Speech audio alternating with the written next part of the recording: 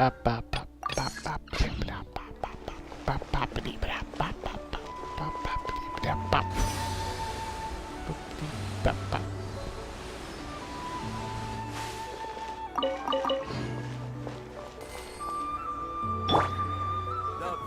might want to get a guide if you're not familiar with the area.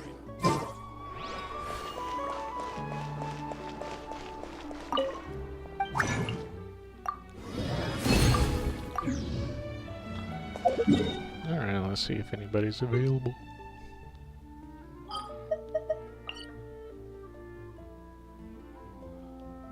Oh, 2 people want to talk. Well, want to talk again?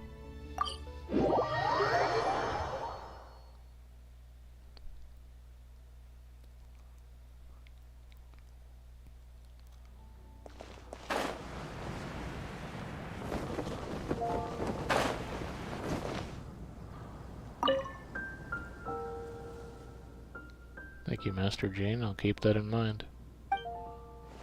Good, now do it again. I'll help correct your movements. Hiya.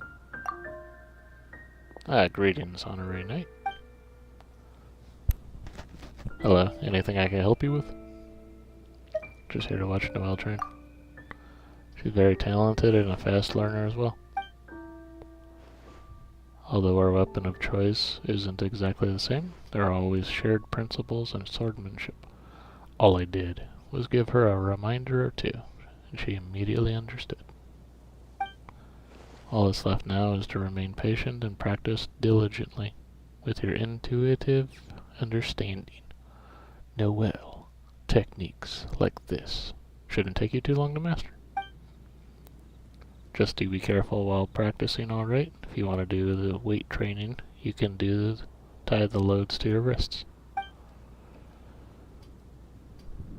That way some accidents can be prevented, even in the event of unexpected disassembly.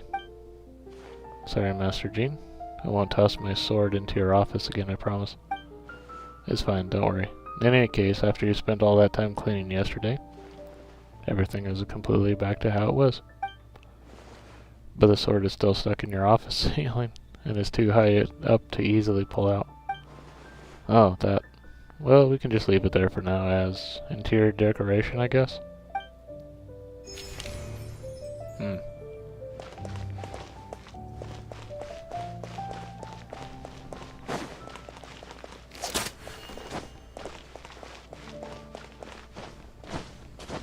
Oh, that doesn't sound very good.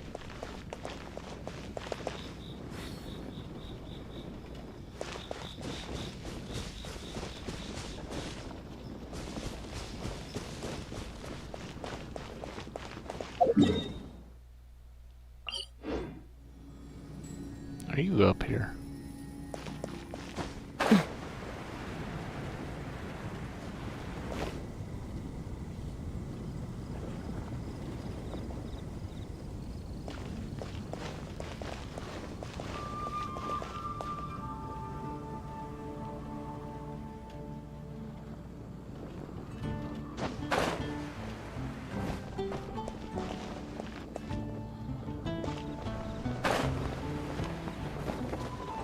Are you inside the building?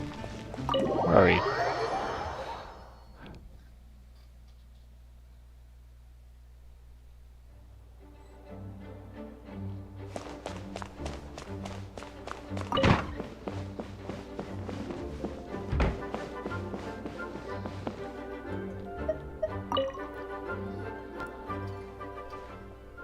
Oh, mine faithful familiar, do you mean to say that I am not reading for official?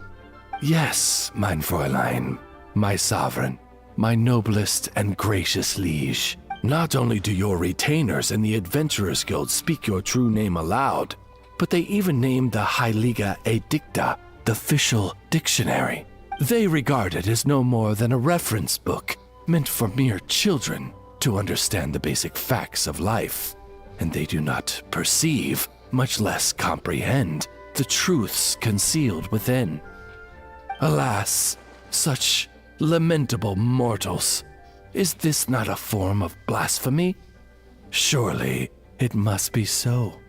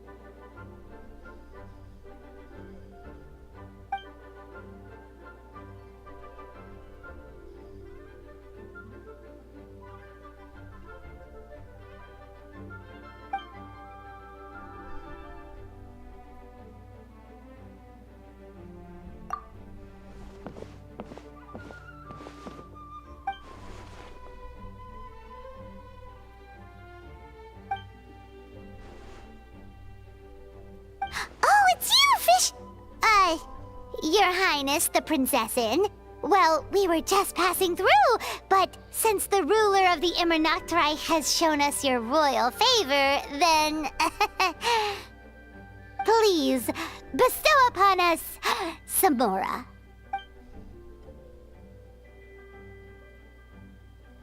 Mein Fräulein fears that the temptations of Mora would lead you astray. And might I add that, despite how it may sound, she is not simply making excuses because she cannot afford to honor your request. That's right. The world's a big place with all kinds of dreams, after all. Huh? What's wrong, Fischl? Are you ill? Fear not, Paimon. Mein Fräulein is not ill, merely using her power.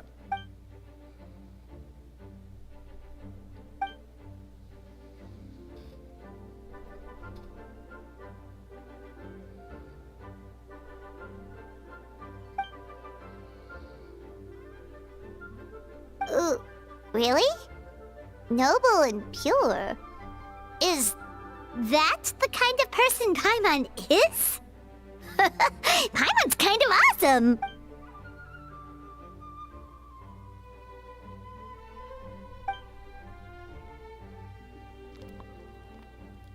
Yeah, I am not reading for official. Completely purged the taint of Mora? That is precisely mein Fräulein's meaning. Not a single Mora. Not even one? Paimon's so sad. Hey, why are you all looking at Paimon like that? You don't seriously think she was asking for Mora, do you? It was a joke! It's been a while since we saw each other, so Paimon was just telling a joke. Because we're friends. Right! And it's so nice to see you again, Fischl. Oz. What are you doing here anyway?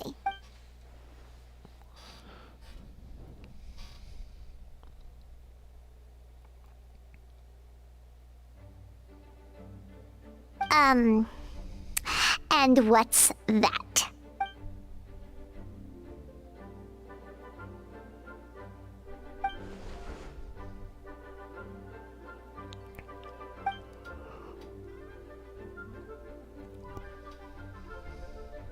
Wow!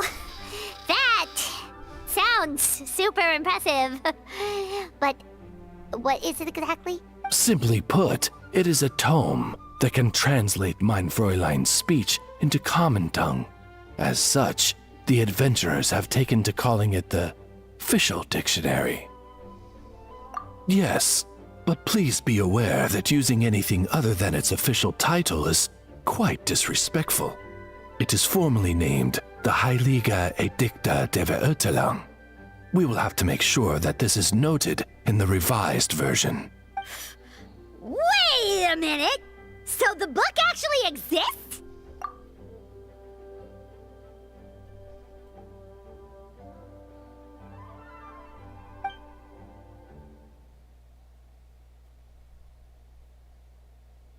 Mein Fräulein means to say that she will let you see the book once editing is complete. Wow! That's so nice of you, Fischl.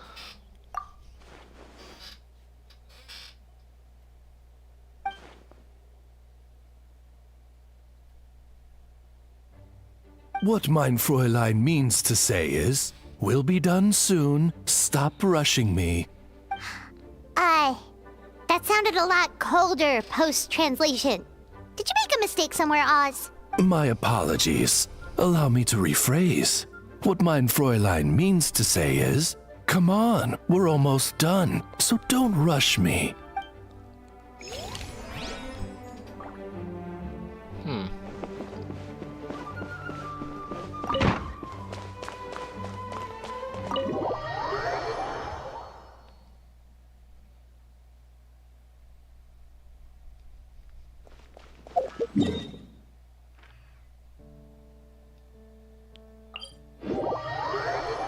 Oh, Amber wants to talk now.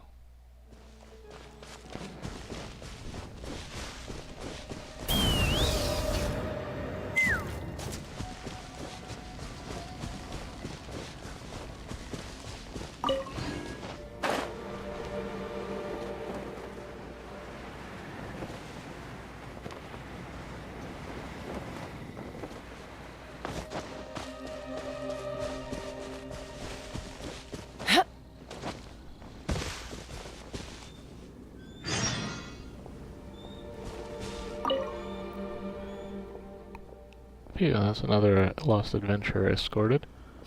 Are the paths around here really that bad? Absolutely awful. Oh, don't you worry, I'm the Knight of Favonius's #1 outrider.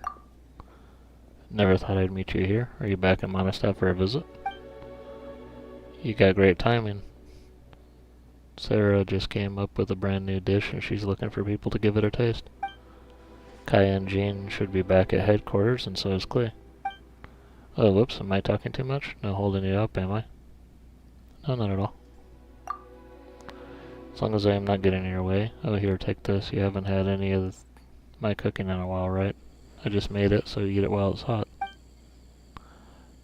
Though I'd love to talk with you some more. Lots of adventurers have been getting lost in these woods recently. In order to escort them all into the city, I've been doing lots of extra patrols these past few days anymore, and I won't be able to keep up with you here. They're in safe hands. That's for sure. Okay, I gotta run now. If there's anything you need, just come find me at headquarters. Why is everyone so short, but the whole thing with Fischl just went on forever and ever? Also, how are they getting lost in these woods? Where are they coming from? Like, what's over here that apparently they're coming from? Because, I mean, even if people came from Inazuma, they would land over down here at Liyue Harbor. This doesn't make any sense.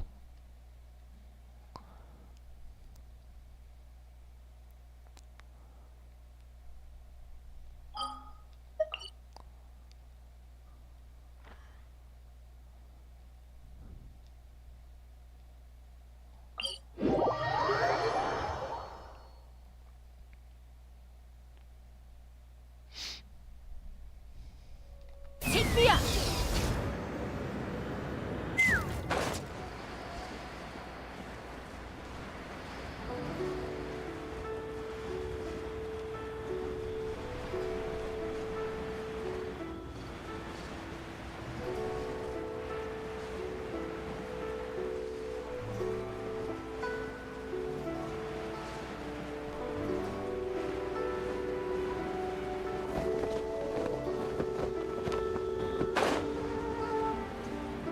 Klee and Kaya are here? Bang! With that, the fate of the Sua Brotherhood was sealed. Oh, so this is what bards from Liyue are like, Kaya? That's right, very different from those of Mondstadt, don't you think? Taking Klee out on one of your jaunts, Kaya? Mr. Honorary Knight?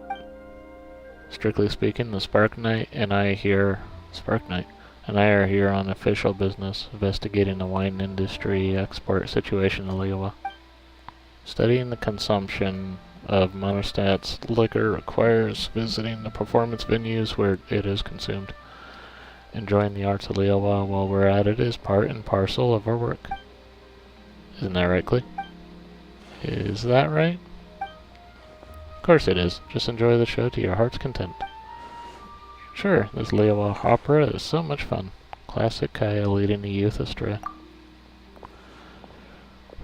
Why, traveler, I see you come to Heyo Tea House again. Oh, are you with friends? This is Captain Kaya from Mondstadt's Knight of Favonius. And this is the Spark Knight Klee. And this is Yoon Jin, a professional opera performer from Liyue. An honor to meet you, Miss Yoon. I've heard many traveling merchants speak of the art form you practice. This is the first time Klee and I have had the pleasure of watching an opera. Fascinating experience indeed. Yeah, also, could you teach Klee how to spin your spear like that? I'm glad you enjoyed yourselves. As for spear flourishes, I'm afraid they can be quite difficult to learn. Don't worry, Klee will do her best. Well, seeing how interested you are, come see me after the performance while our troupe is resting. There are some smaller spears I used to train when I was a child. Let me find one to teach you with. Then you have my thanks, Miss Yoon. Spark Knight Klee, do you remember what the Knights of Favonius handbook says? Yes, Kaya. Yes, Captain Kaya.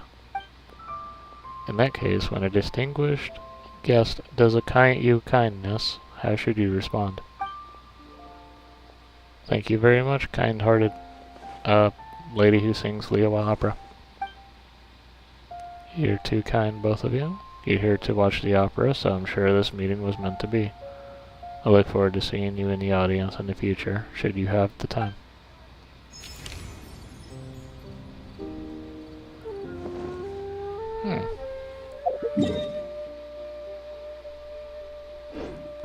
Hey! Zhongli, one of the best characters. Let's fly.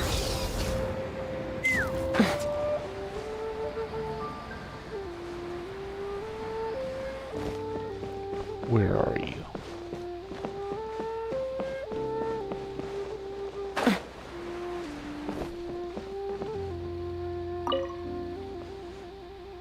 This should be the book that the director wants. Hey there, Zhongli, what are you looking at?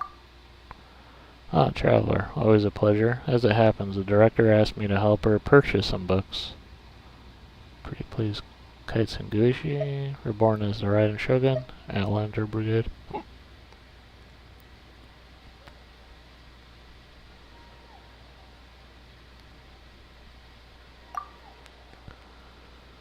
This is only part of our list. There are some items that are not on sale here. I've already asked the store owner to purchase them. Have you read these books, Wang Zhongli? Not before this, no. But I have read a few recently at Director Hugh's urging. Quite interesting, I must say. Inazuma stories are written in a vastly different style from those of Liyue. I wouldn't say that either is better. All people have their preferences, after all. What of it? I thought the book's depiction of the Shogun's martial prowess was most vivid. The research the characters conducted into the Musou no Hirotachi was also quite fascinating. It's getting late. Should go deliver these books to Director Hugh. Let's meet again sometime.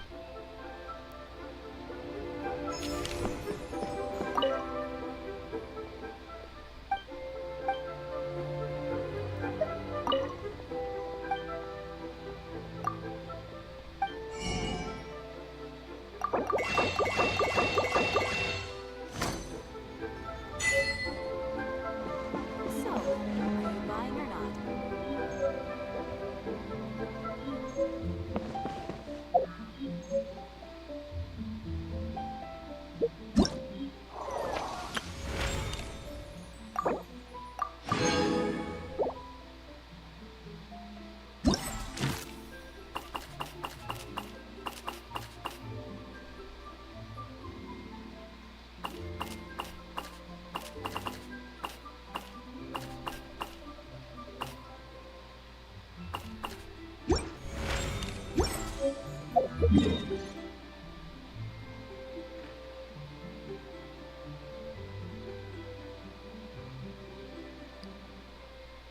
Oh.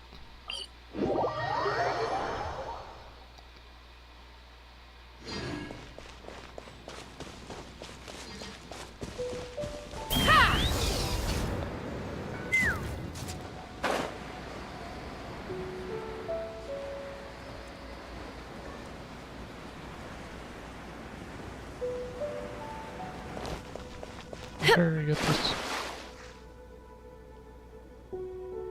Because I didn't get this.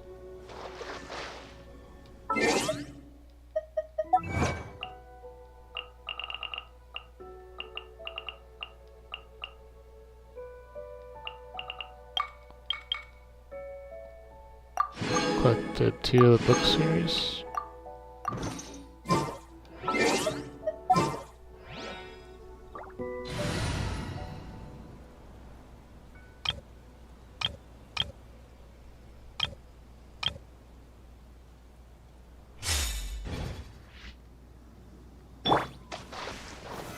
Solidify!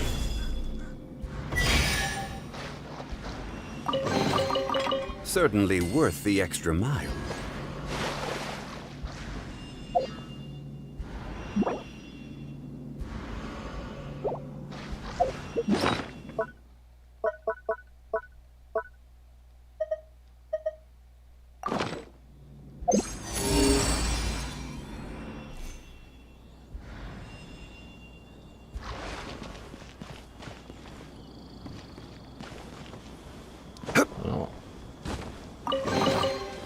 Unsolicited, and all the more valuable for it. Alright, Kazuha, 1 second, I'll be back.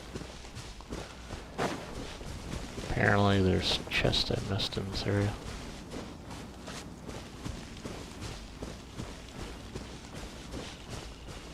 I swear by my sword!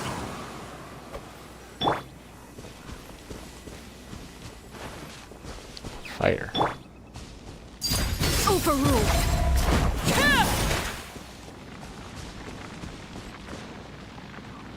Can I set myself on fire and be on it? Damn it.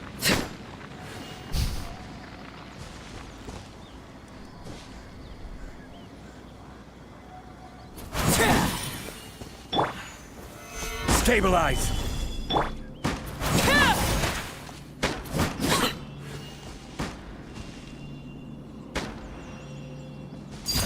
Laid bare!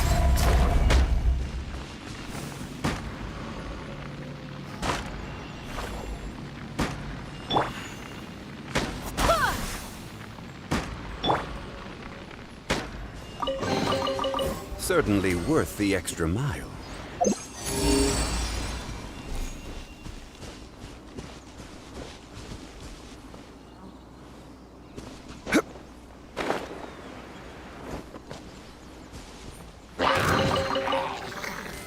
Solidify!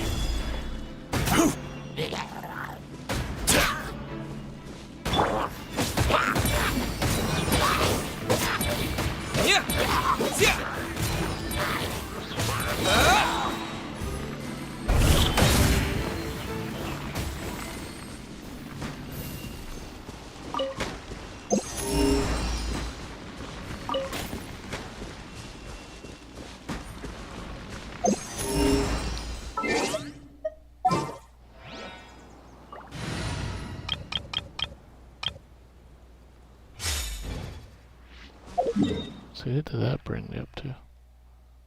Oh, it brought me up to 100%. That was the end of that place. Or that section of it. Huh.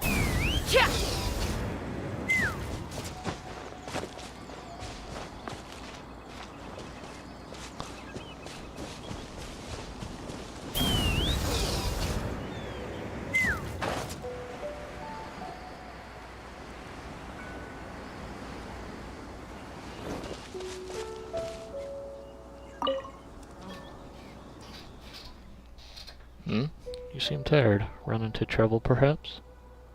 Nothing but the usual minor problems one runs travels. Such strength. Still, it is best not to push yourself too hard. Take a short break today. There are leaves nearby. I'd be happy to play you a tune. May its melody accompany you from where the wind blows and into the distant future.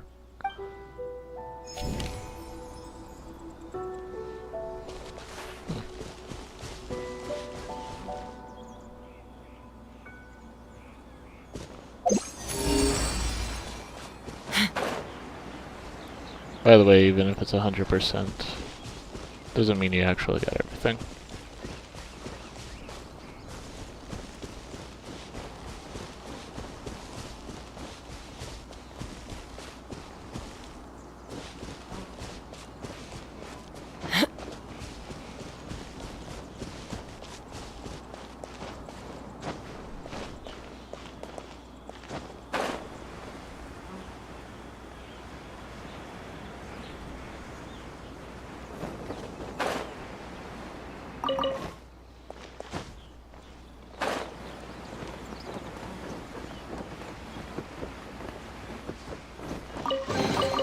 Dividing the loot is often a cause of conflict, but luckily for you, I don't really need this stuff.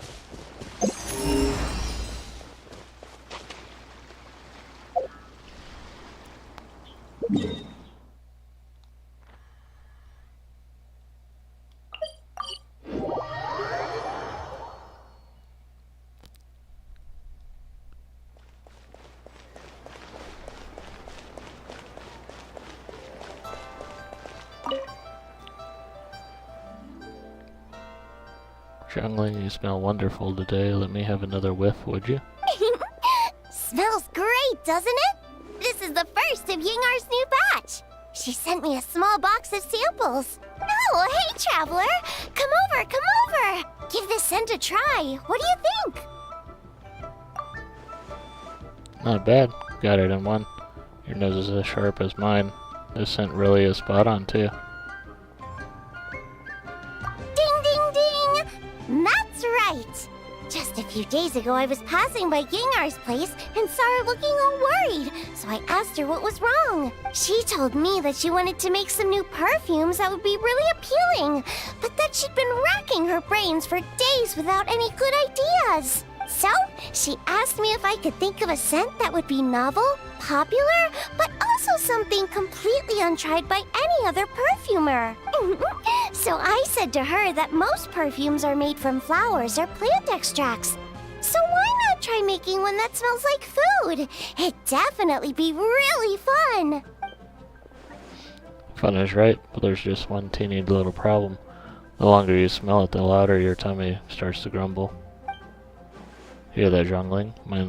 That's mine going, feed me, feed me.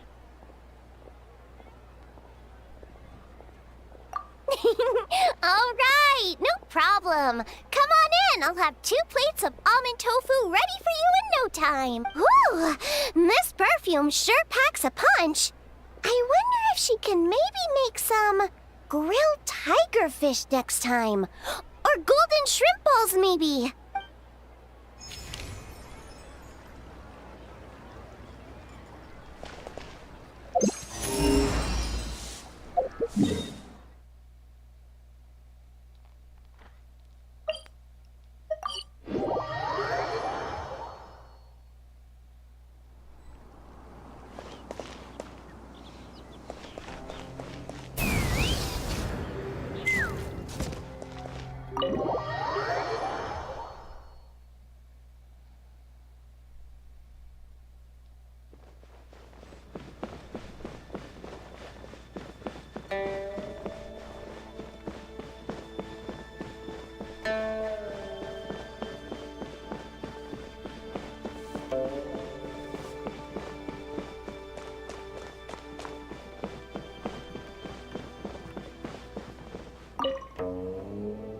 Your cold was caused by the physical and mental strain you've been under lately, I fear.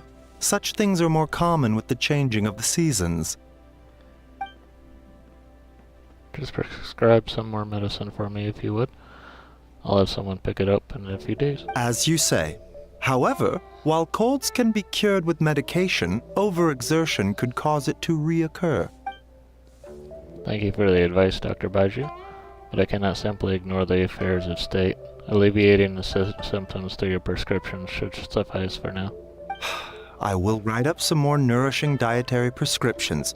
Please, take things slow and avoid weakening your body too much.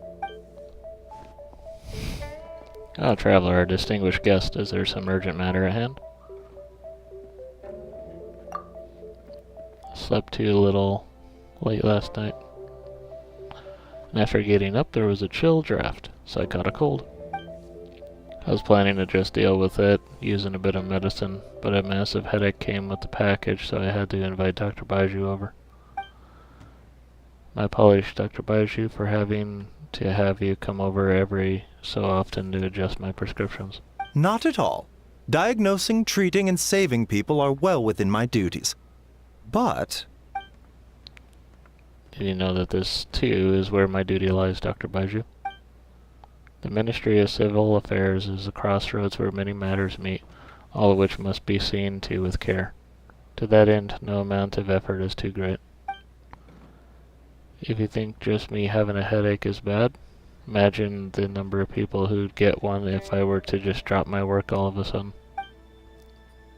And if everyone at the Ministry became overtaxed, I imagine Leo Harbor itself would catch a cold then. I don't understand, like, why do they keep it all tight deadline like that forever and ever?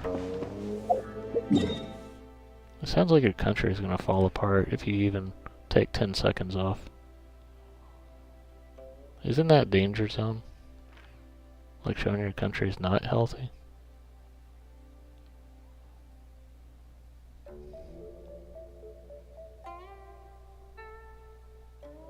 America's like that, though.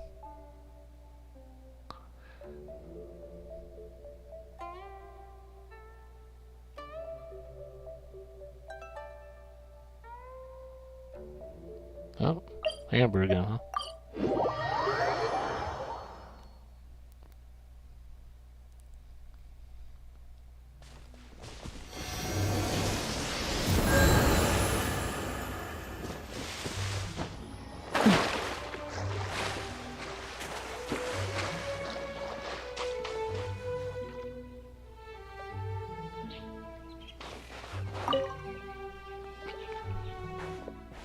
Okay, and another one bites the dust. Just where do all these slimes pop out from? Great shooting, Amber. That was just a slime. Every night can do that. I don't know why, but their numbers out here in the wild have been skyrocketing recently.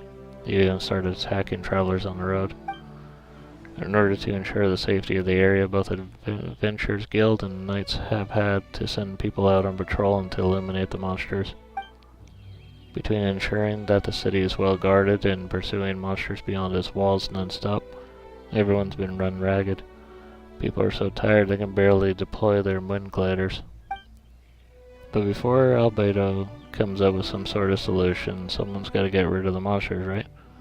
Aren't you exhausted too? Me? I'm doing fine.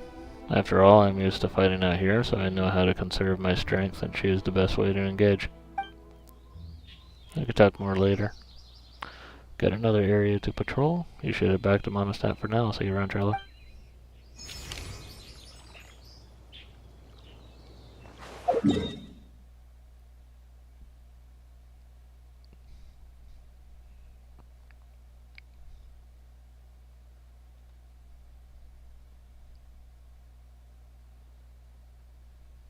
Oh. Stupid boar. Here's the boar.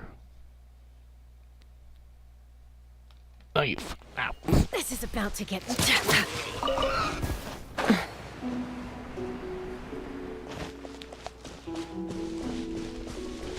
Damn it.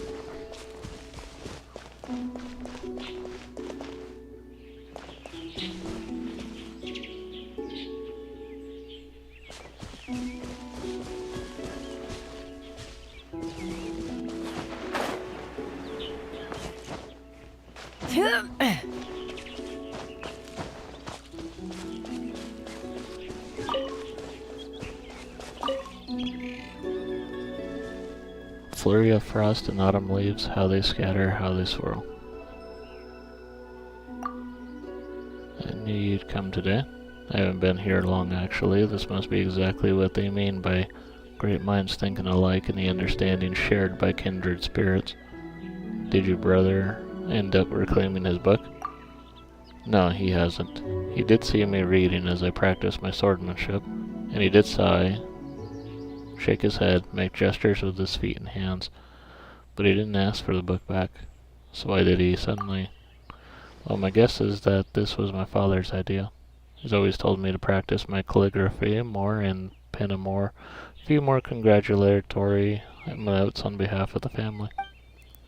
That way I could temper my mind and also gradually get in touch with our business partners, which will lay a foundation for my future role in managing our family affairs. Besides, I don't know who else could open my brother's bookcase if not my father. But you know me. I'm honestly more afraid of being stuck sitting up straight at a reception table, feigning civility and giving lip service to... Sorry, pretend I never said that. Right? I'd much rather find a quiet spot to practice penmanship on my own than sit there drinking stale tea and listening to staler conversation. So I came here under the pretext of working my swordsmanship into my calligraphy and gaining the relevant enlightenment from Chronicle of Cleansing ink. That way I can get to do a bit of both. I didn't expect that you'd show up so quickly, though. Seems that my swordplay was quite the effective signal beacon. And what enlightenment have you gained, perchance? I've realized that even famous figures have an earnest side to them. They aren't prideful, haughty beings of divine skill as many think. As you can see, this original annotated copy contains remarks and critiques made by a who's who of swordplay and calligraphy from a previous generation.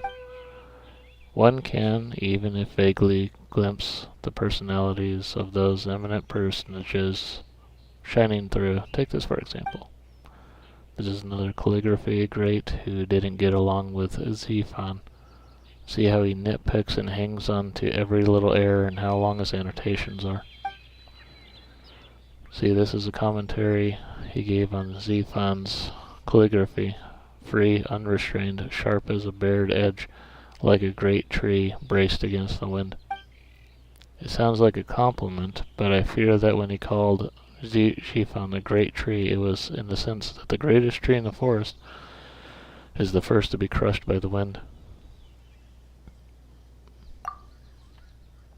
Of course, those two often butted heads, but one must always be careful when pinning words down. Words penned in black and white can hardly be taken back after all.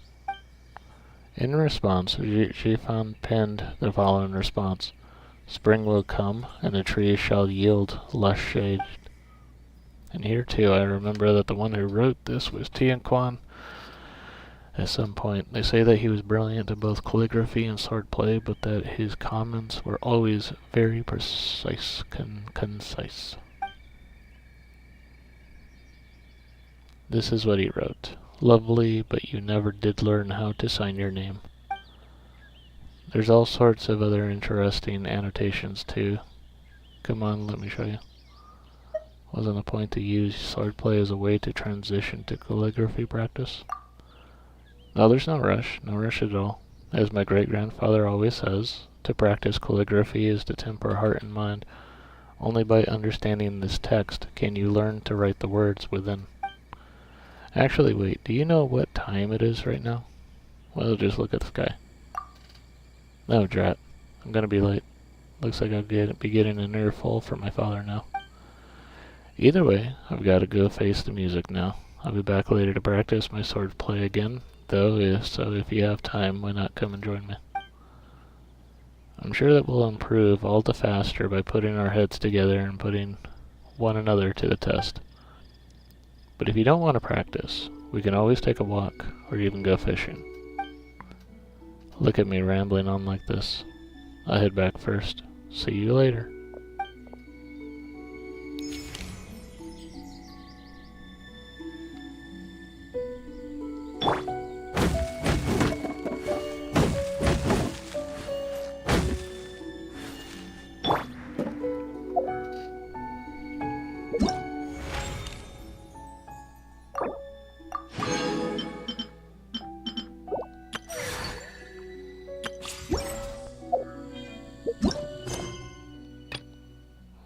Let's switch over to this.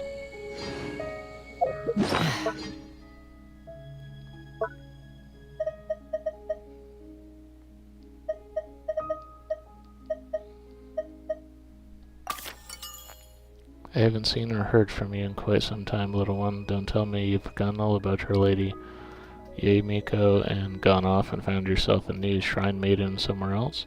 That wouldn't do at all. For one thing, it would break my poor little heart. But surely a kind and gentle soul such as you couldn't bear to see me that way, would you? Tell you what, let's meet at Tinshukaku. I've already had a word with the Okazumanashu at the entrance to let you through in. So don't even think about turning me down. Relax, you're not in trouble. In fact, you're in for quite a treat. Henshikaku? Why does she want to meet us there? Oh, Paimon has a bad feeling about this.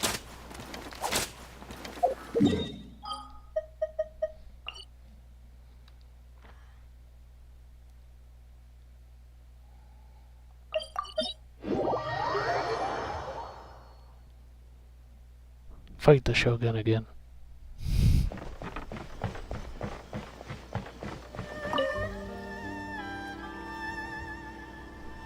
Ah, welcome, honored traveler. Guji-ai told me about your visit. Please, come in. The almighty Shogun is also inside. It's best not to keep her waiting.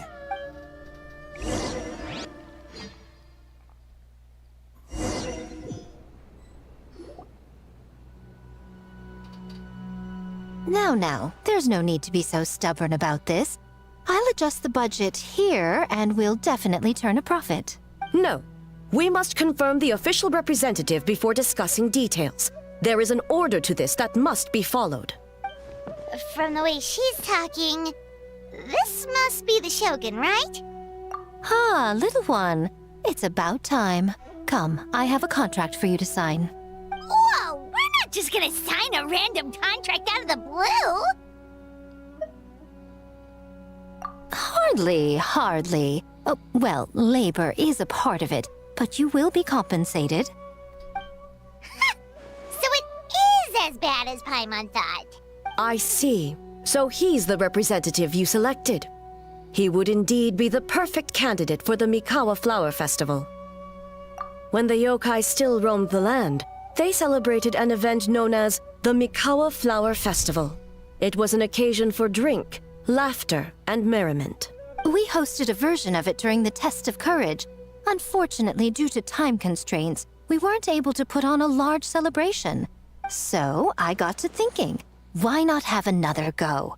This time with the Mikawa Flower Festival for yokai and humans alike.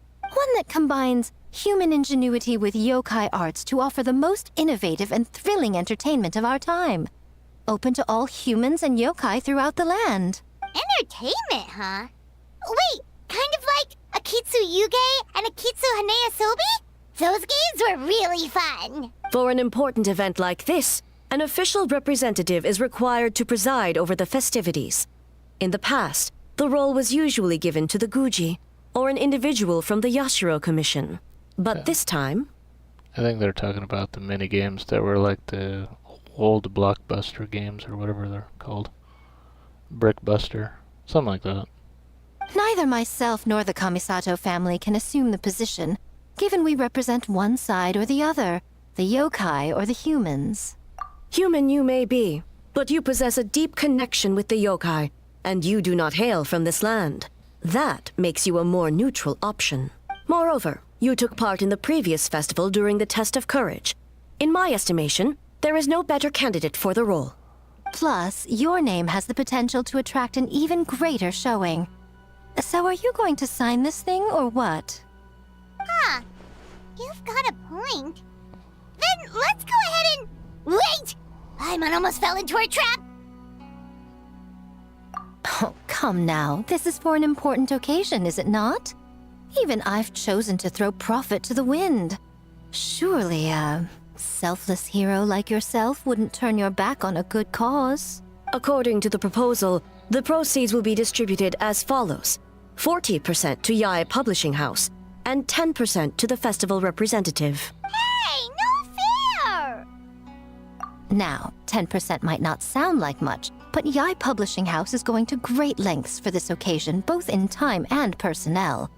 All you need to do is show your face.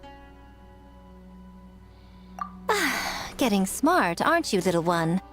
In that case, I'll throw in another 10% from the other half of the proceeds. No, the other half is going to the shogunate. That is not up for negotiation. But I am rather curious about the supposed great lengths you mentioned. Unless I am mistaken, most of the personnel and supplies are to be provided by the shogunate. In that sense, 40% seems rather high for your establishment, does it not? That A. When did she reprogram you to argue back like this? Proceeds should be distributed according to contribution. Besides, from the very beginning, you planned to allocate an additional 10% of your share to the Traveler, did you not? Wait, so earlier you were just trying to shortchange us? What's the fun in bargaining if you open up with your best offer right off the bat? Paimon doesn't see the fun at all. But 20% is acceptable.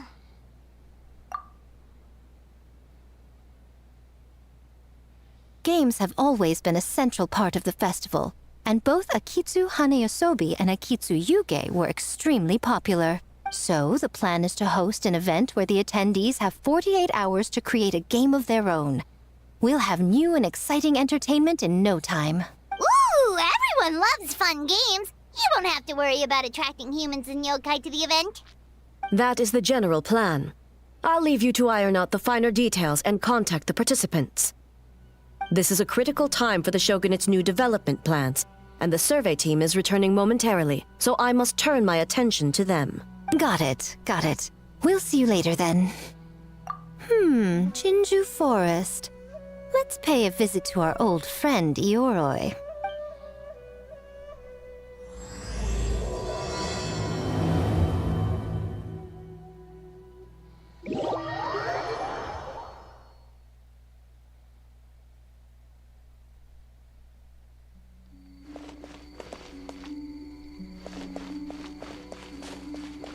Oh, but before I forget, you should eat this kitsune meal first. Whoa! It smells so good!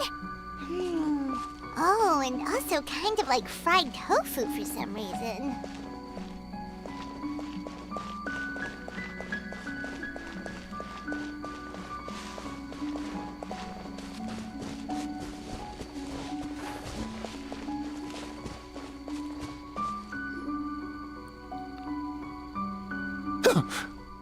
The smell of humans. Nothing to see here, just a statue. Huh? Wait, why do I smell kitsune? Remember us, Ioroi? Ah, it's you youngsters. And you! The nasty kitsune who turned Chinju Forest into the playground for her test of courage. Oh, Chinju Forest is supposed to be Ioroi's territory, right?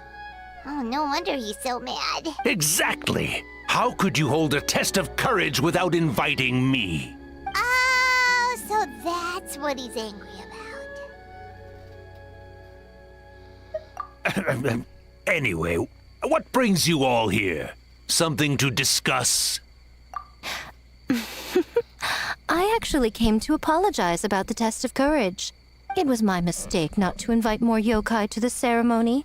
So for this Mikawa Flower Festival, I knew I had to extend a personal invitation to the Bake Danuki. Huh? The Mikawa Flower Festival? Yes! The Mikawa Flower Festival! Huh? Kichiboshi? Shosei? Gyobu Koban? Where did you come from? Never trust an apology from a kitsune, or an invitation for that matter. It's just a silly festival. So what if there's delicious food or fun games? Yum, yum! Fun! That's enough, you two! Don't fall for the kitsune's cheap tricks. Such hopeless, innocent cubs. What a shame. I was hoping to take you all to the festival, but it would seem Ioroi disapproves. I suppose it makes sense. Poor Ioroi, stuck in this statue all alone while the rest of you got to have fun. How sad that would... Poor Ioroi.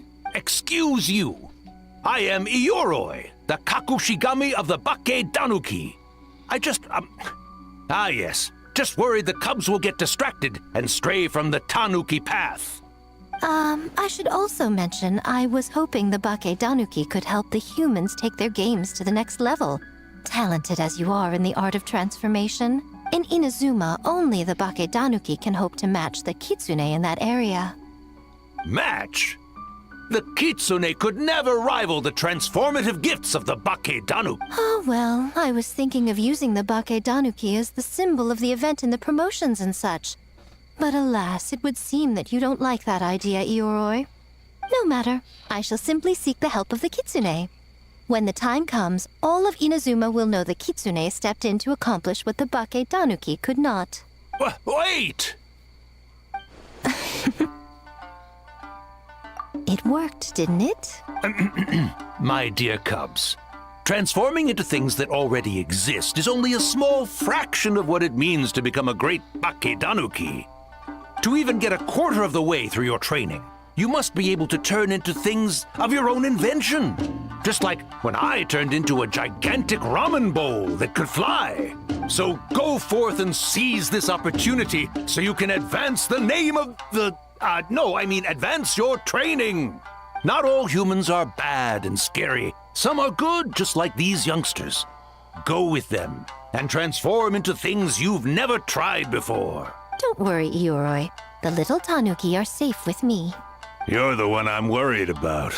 Well, we're here too. We'll make sure they don't, stray from the path.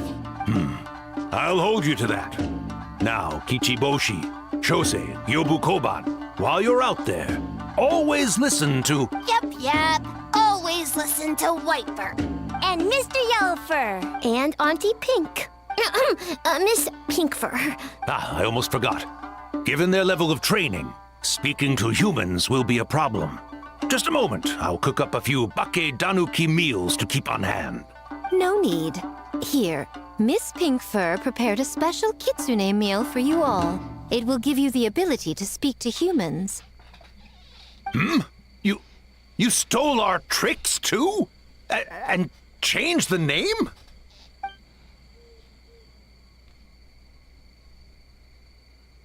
Yum!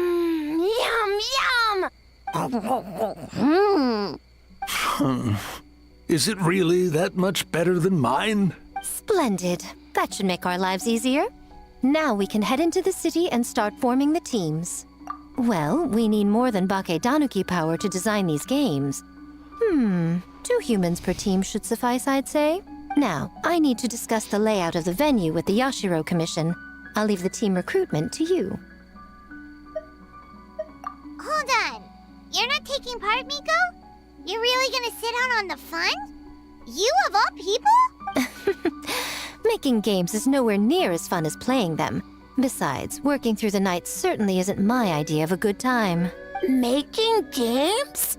Working? Through the night? Anyway, this time I'm going to wait for the fun to come to me. See you later, little ones.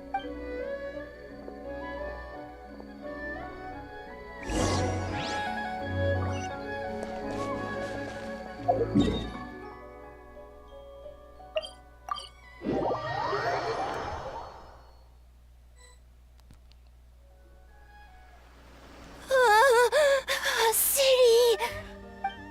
So many houses! So many humans! Gotta farm beans! White-Fur? Yellow-Fur?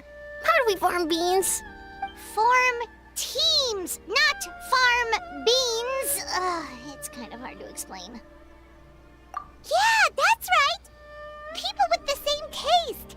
You know, into the same thing! It's easier to come up with a game that way! Tastes the same? Got it!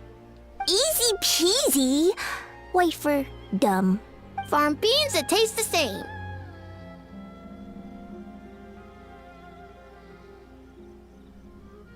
No, wait, that's not... And they're gone.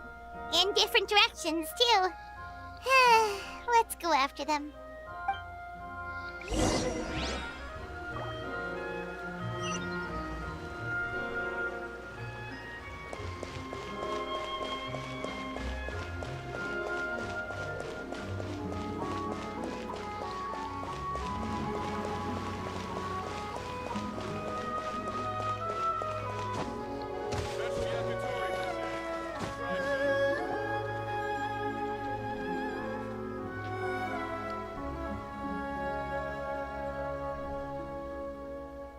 Wait, you're saying he's not one of Yushi's friends?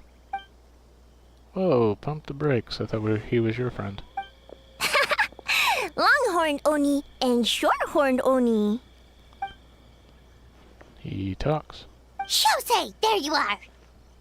White-Fur! Yellow-Fur! Shosei found White-Fur and Yellow-Fur number 2! Both great yokai. Both like to play. Great yokai. So you think I'm an Oni too? What's going on? Listen, I was just playing some Genius Invocation with my good bro Toma during this time off.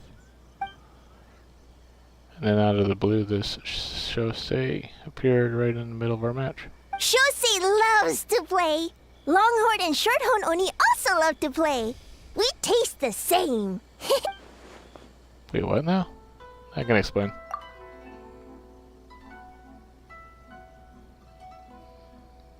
Aha, the Makawa Flower Festival. Should have opened with that, compadre. Man, the Arataki gang really hard carried the last one. We'll turn this one into something special too. Hitatsumi Kozo and the others did all the work, bullchucker! You're really lumping them in with your gang?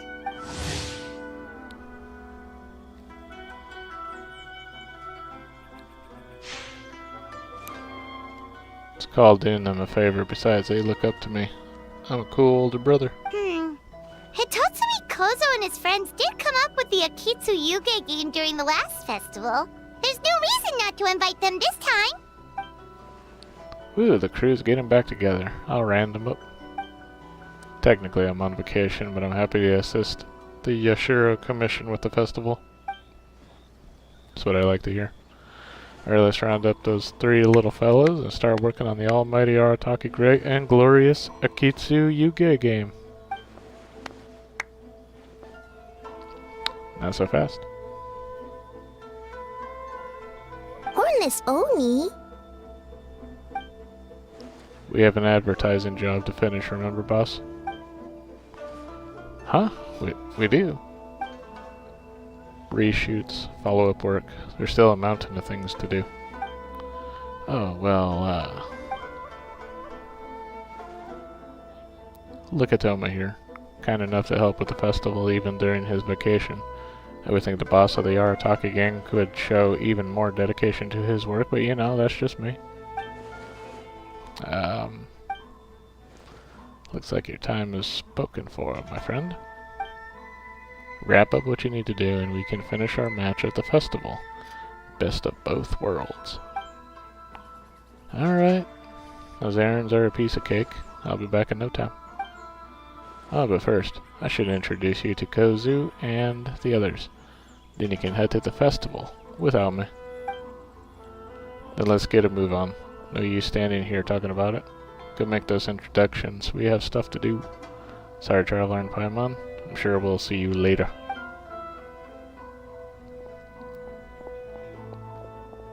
Hornless Oni? Oh, so scary.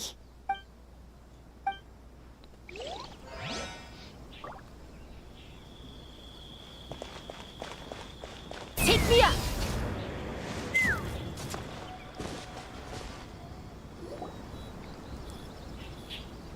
White fur! Yellow fur! Over here! Kichiboshi found big sleepy tanuki! Hate to break it to you, Kichibushi, but Hey! I'm a Muchina, not a tanuki! Oh, Muchina yokai that can turn into tanuki? No, wait. I'm not a Muchina or a tanuki. I'm Sayu. Tanuki? Muchina? Sayu? So many transformations! Sayu is yokai? she's a ninja, not a yokai. I don't transform at all. I've been a human this whole time. Who is this guy anyway? Popping up out of nowhere right when I found a spot to sleep? Sorry, this is probably the first time Kichiboshi has ever seen a ninja. Oh, the big Tanuki and the great Majini yokai are facing off. The rumors around Hanamazukaka are true. Not this again. It's just Sayu. No yokai, huh? My bad, Sayu. I rushed over here as soon as I heard the rumors. Guess I got a bit carried away. And there goes my nap. Silly humans. Much to learn. Whoa, hold on. Is this guy a real yokai? His name is Kichiboshi. Well, hello there, Kichiboshi. This human really warm. What does that mean, and why did you say it like that? Warm? Warm personality-wise, I'm guessing. Well, what brings you to Inazuma City, Kichiboshi? We don't often get Bake Danuki around these parts. Boy, where do we begin?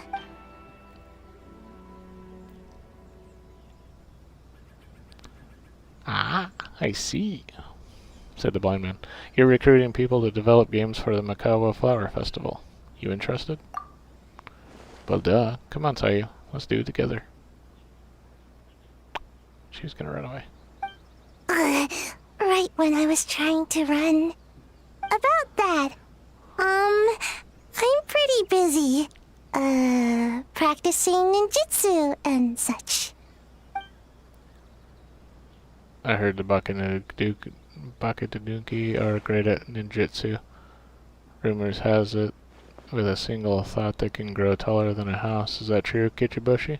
Taller than a house? I've never heard of a ninjutsu like that. It's not ninjutsu. It's Baketanuki art. We don't grow taller than house. See? I knew it wouldn't be that easy. We grow taller than mountain.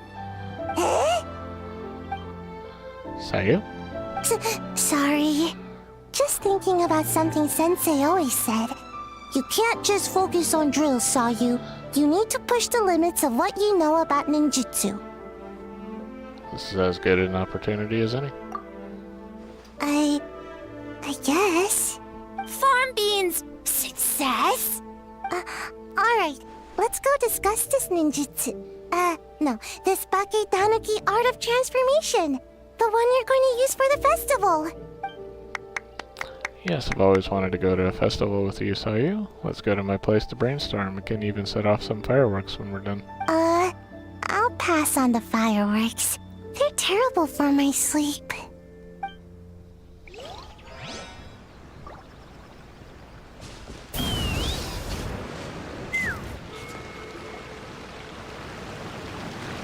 Huh? Gyobu Koban, what are you doing? Spying on great yokai. Great yokai whisper about something with humans. So, what do you think? Are you interested in our proposal? The idea has a lot of promise, but I'm afraid there are no natural hot springs on Watatsumi Island, and the cost of heating them artificially is a bit too. 1 second, I believe someone's listening. Hello over there? You're more than welcome to join, but a face-to-face conversation is more appropriate, don't you think? Great yokai found us. It's just us. Traveler? Paimon? There's no need to be nervous, you two. It's not like I think you're corporate spies. Yuma Meizuki, clinical psychologist and one of Inazuma's Yumikoi Baku, known for their ability to feast on human nightmares. Her investment led to the opening of the Aisa bathhouse and Inazuman indoor hot spring where guests can unwind with a unique combination of relaxing baths and delicious cuisine, as well as professional psychotherapy services. If something's been on your mind, you should consider confiding in Mizuki. She'll do her best to drive away those night baths. As for you, it's been a while since I've met one of your kind. What's your name? Is Ioroi doing well? He's doing well. Hey, can you drive away Barbara? She's my nightmare. Huh? Oh, this is Gyobu Koban. It's his first time visiting a city, so he's a bit shy around strangers. So, still sealed in that statue then? I suppose it can't be helped. Nice to meet you, Gyobu Koban. My name is Yume Mizuki. I'm a Yumekui Baku. We're yokai, just like you. Yumekui? Yumekui? Yeah, that's kind of hard to say. Great yokai is surprisingly friendly? Looks like he was scared that, as a great yokai, you were going to do something terrible to him for interrupting our secret meeting. So it was actually a secret meeting. Not exactly, no. We were discussing a potential opening a new branch of the Aisa bathhouse on Watatsumi Island. Oh, Aisa Bathhouse is expanding to Watatsumi Island? Well, tourism is one of the areas we're hoping to expand. We've been discussing the possibility with Miss Mizuki for quite some time. Still, given the lack of natural springs on Watatsumi Island, we're looking at high operating costs. And if it's not different enough from the main branch, I would worry about its ability to draw in customers. All valid points. We do need to differentiate the brand. We could place a greater emphasis on physiotherapy. Or add some popular activities, such as carefully designed games. Games? Games? In a bathhouse? Of course. Games are often used in psychological treatment to put patients at ease. Anyway, the topic of games really seemed to pique your interest. Is there something going on?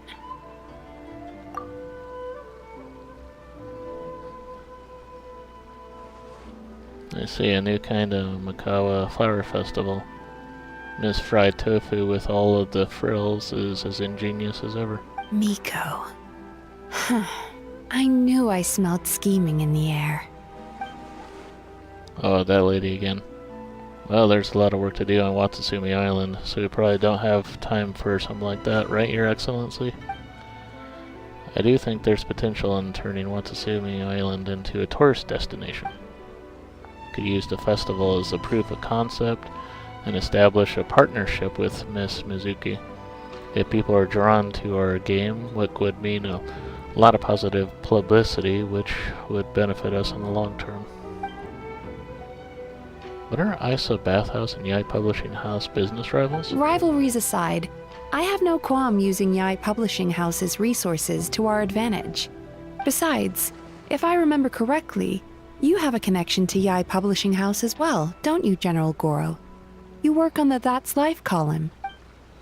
Well, yes, I do. If our venture is to focus on games, then as future business partners, I'm sure you would appreciate an opportunity to see what I can do. An astute observation, Miss Mizuki. Well, shall we? Getting down to business is often the quickest way to bring people together, after all. Agreed. Then why don't we discuss some of the finer details before the festival begins? Oh, but, alright. Then I guess I should. Actually, Goro, I was hoping you might attend to the business on Watatsumi Island in the meantime. Just as you said, there's quite a bit today done. Huh? She's giving you an out. Giving you a way to avoid Miko. Of course. In addition, I'd like you to encourage the people of Watatsumi Island to attend the festival. It's a celebration for humans and yokai alike. So that includes our people as well. This should be an occasion that brings people together. Understood, leave it to me, Your Excellency. Okay, that should be enough teams. Time to report back to the Yashiro Commission.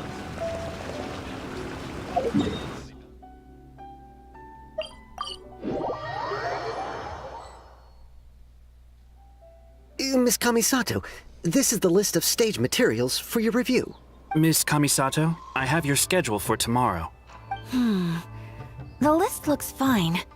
As for the schedule, let's move the meeting with the Tenryo Commission up a little. They're in charge of festival security, so that should take precedence. Oh, she looks super busy. Should we come back later? Oh, Traveler! Oh no, you're fine. You caught me just as I was finishing up, actually.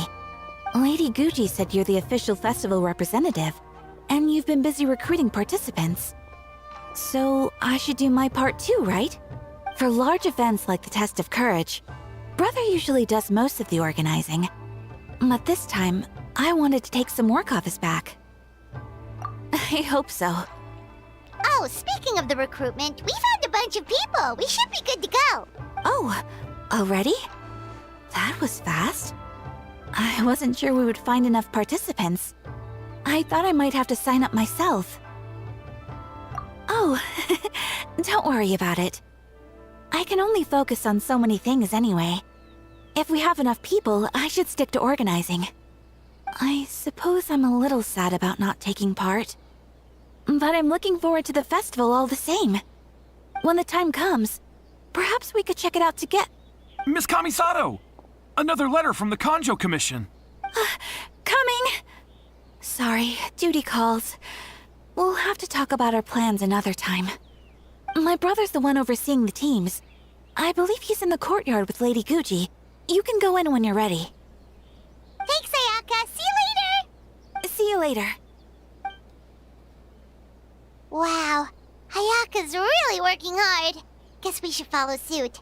You're the festival representative, and that makes Paimon the representative of the representative. So in other words, let's do this.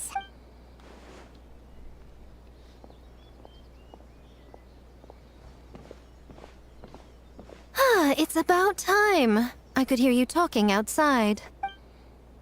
I apologize for not greeting you upon arrival. The Lady Guji and I were discussing something urgent. Oh, don't worry about it. We were talking to Ayaka anyway. Now that young lady is one enthusiastic volunteer, especially when she heard about your involvement, Traveler. Solved our personnel problem in one fell swoop. So you took the opportunity to order her around as well? Hardly. It was entirely her decision. Besides, you really think I could order her around with her big brother standing right there? I do hope she gets what she wants out of the event. Now, I see the Bake Danuki are no longer with you. I assume that means the teams are set. Explain what happened to Ayato. Longhorned Oni and Shorthorned Oni. Those are some interesting names. I was hoping Toma would use the festival as an excuse to relax, but it would seem he refuses to remain idle. He even signed up as a participant. Well, here's hoping that game development is enjoyable at the very least. Huh, Mizuki signed up too? Along with the Soul of the Deep. Now this is getting interesting. I knew it was a good idea to put you in charge of recruitment, Traveler. They're planning to use your festival to promote Isa Bathhouse. Oh, is that so? Then perhaps I should up the ante. So, Ayato, is everything set on your end then? Yes, the Yashiru Commission will be in contact with each team and arrange for lodging, food, equipment, and travel. We'll also determine the overall theme for the games, which will be announced 48 hours before the opening of the festival. Yes, that's all well and good. I just have one small adjustment. Why so anxious? I'm just trying to keep things exciting. When we're ready to announce the theme, come to the festival grounds at the foot of Mount Yogo. We'll see you there.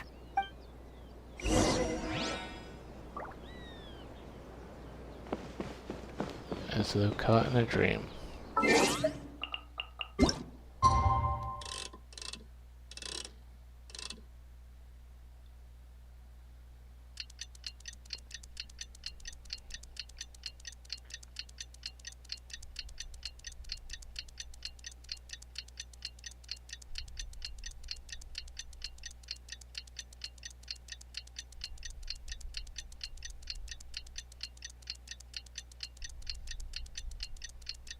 The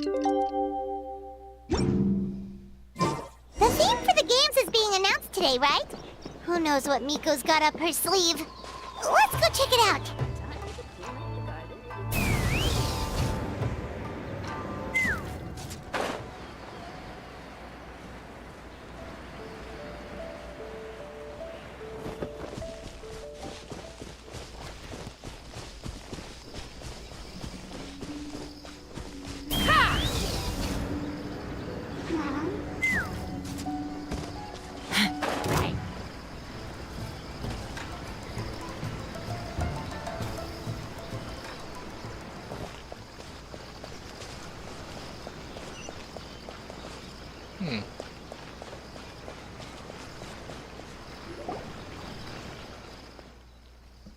Though the festival is yet to begin, the game development process is sure to attract a crowd.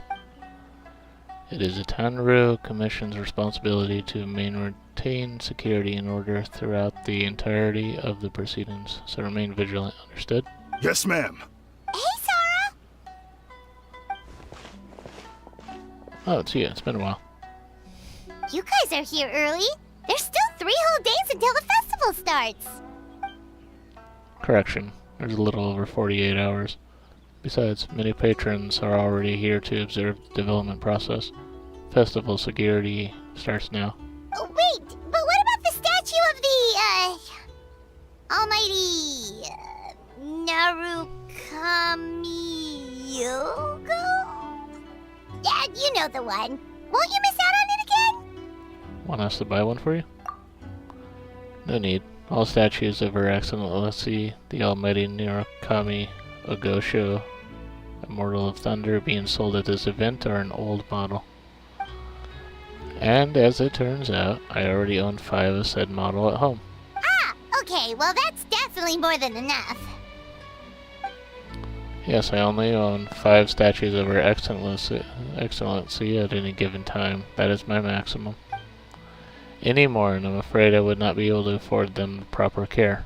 Oh, that's the reason? Personal matters aside, I heard you are the representative for this event. You should proceed to the stage and speak with the Lady Guji. Oh, right. Looks like we're running out of time. Let's go then. See you later, Sarah. Goodbye, sir. Goodbye. Ma'am, we have a message from Commission Headquarters. They need you to return as soon as possible. Headquarters? Now of all times. Alright, keep watching my absence. I won't be long. I cannot leave until you all nod at the same time. Ah, you're here. Now we can get the ball rolling. Are we late? Right on time, I'd say. I was just about to announce the theme for the games. What's that thing behind you? Oh, this? Just a little something to spice things up. Is it a bomb? So, stay tuned.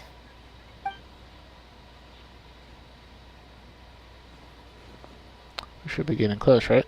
So sleepy. Can't wait anymore. A theme decided by Miko and the Yashiro Commission. What's it gonna be? One thing we all share is our capacity to dream. Outlandish fantasies of the mind, nostalgic memories of the past, or telling reflections of our inner selves. In a similar sense, games also blur the lines between fantasy and reality. Just like our dreams, the bounds of possibility are as limitless as our imagination. With that in mind, your task is to create a game within the next 48 hours centered around the theme of dreams. The genre and style are completely up to you. Okay, nothing too crazy so far. And to provide some additional motivation, the winning team will be awarded the Tanuki Game Award, as well as a generous sum of mora, and a sponsorship from Yai Publishing House to fully develop the game and promote it throughout all Inazuma. All Inazuma? In the interest of fairness, the evaluation committee will decide the winner based on attendee feedback, as well as the opinion of our festival representative. Now, with that out of the way, let the game development begin. The 48-hour countdown begins now. Although Miko said an announcement leaves people reeling, the teams will quickly get to work. Looks like things are going well. We've just started and it seems like all our teams have a plan. Plus, with the transformative powers of the Bakedanuki, bringing those visions to fruition should be a lot easier. As the festival's most important judge and representative, you should go check on the progress, don't you think?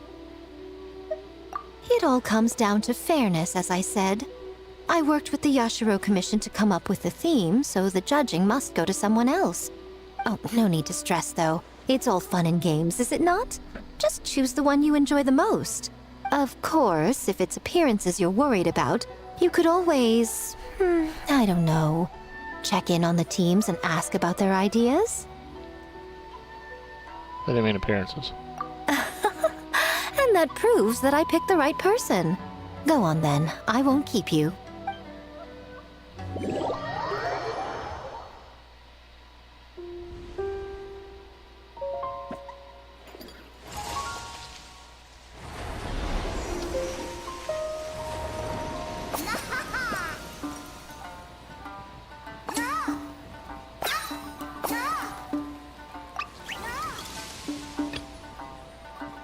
Dual spinning sand tanuki.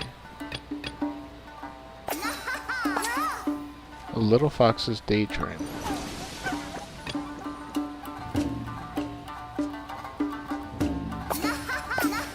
A Genshin phantasm.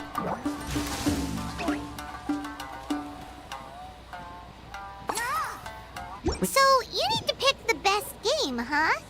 Well, why don't we take a look around to get a feel for things? Then we can go talk to Miko.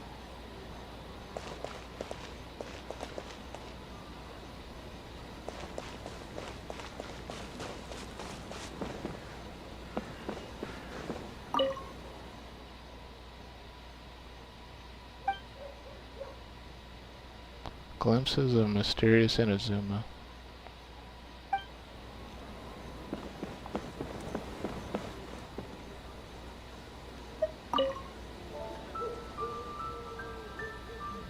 Hey there, Mizuki, Kokomi, and Gyobu Koban. How are things going over here? Not bad, we made a lot of progress. Miss Mizuki is very experienced, and Gyoba Koban's abilities are simply astonishing. Piece of cake. Ugh. Experienced, huh? That must put you at a huge advantage. Is it because you use games in your work? I'm not sure it gives me an advantage, per se. The games I use are for clinical purposes, not entertainment. But if we want that award, we need something a lot more fun. So my experience only goes so far. That reminds me, the Ashiro Commission chose dreams as the theme of the competition. Do you think that was targeted at us? Huh. Using dreams to test a Dream Eater?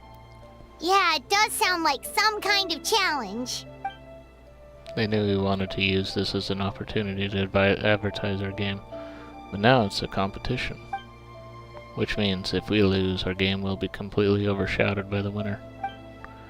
And if we win, she gets a share of the profits as the primary investor. Miss Fried Tofu with all the frills is on the top of our game. Wow, that's a lot of scheming. Screaming? On the other hand, if we do win first place, the prestige will help us get the word out, which should increase the popularity of the bathhouse on Watatsumi Island. As for Yai Publishing House's sponsorship, as long as we win the competition, we get to decide the terms. Winner takes all, huh? I suppose it works both ways. This definitely has the Lady Gucci written all over it. My guess is that she's doing this all for the entertainment factor. For fun, basically. Fun. Gyobu Koban likes fun.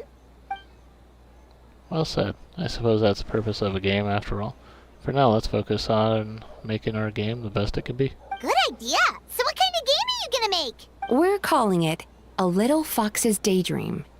Basically, you play as a fox, navigating between sweet dreams and nightmares in search of delicious fried tofu. I think I might know who the little fox is supposed to be.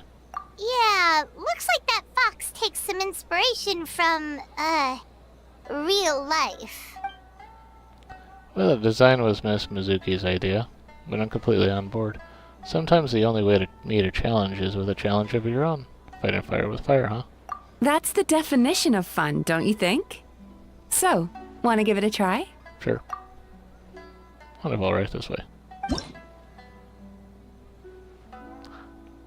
The usual path to the ramen stand presents multiple forms to you, with the ever-changing dreamscape. The mushrooms standing in the little Katsune's path. Katsune's path are now but swathed in ominous energies. Fortunately, our foxy protagonist does not usually take mushrooms in soup. Is the friend who our main lead intended to meet present at this ramen stand? Damn it. In a little fox's daydream, you must guide the little Katsune to pass through obstacles and avoid perils, and use torii gates to travel into different dreamscapes, collecting delicious fried tofu along the way until you reach the ramen stall at your destination. You can switch dreamscapes between two states, sweet dreams and nightmares. If you encounter obstacles too hard to surmount, you might want to try switching dreamscape states to seek another path to the ramen stall. As you progress, you might find illusory flooring or walls. This means that there is corresponding terrain in the other dreamscape state. Jump to pass through inaccessible areas or avoid dangerous foes. Some dreamscapes contain delicious fried tofu. Little Kitsune would love to collect them all. Every dreamscape zone has at least one fried tofu, and when you have yet to collect the one within your current zone, the Little Kitsune can even detect its fragrance. After the Little Kitsune approaches the Torii Gate, you can then open it to enter the next dreamscape zone. Should you find yourself in an impasse, you could try challenging this dreamscape zone again. A mushroom that has spent too long immersed in nightmares, becoming resentful and dangerous, only appears in the nightmare state. The Little Kitsune will be knocked out upon touching one, so take care to avoid them. The Little Kitsune can touch Magatama to collect them in order to open some doors within the dreamscape.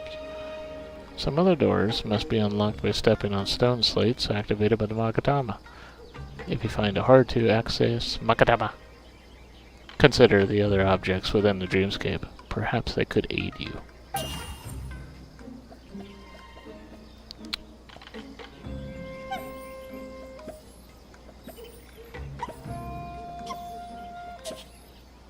That's adorable.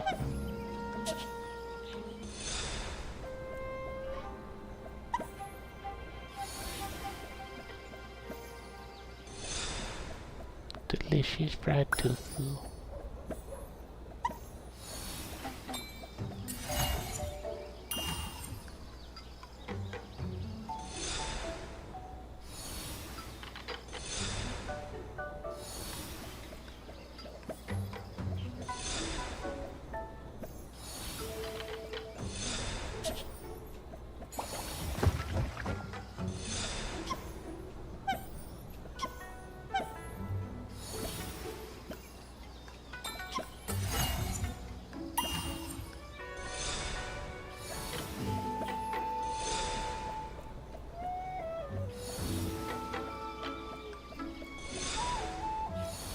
Oh, they actually come towards you.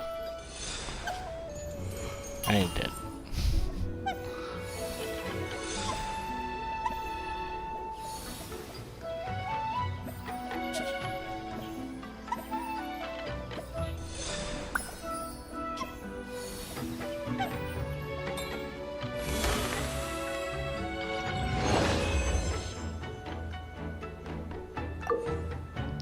Moving tiles, some of which will change direction depending on the dreamscape state you are in. Observe them carefully.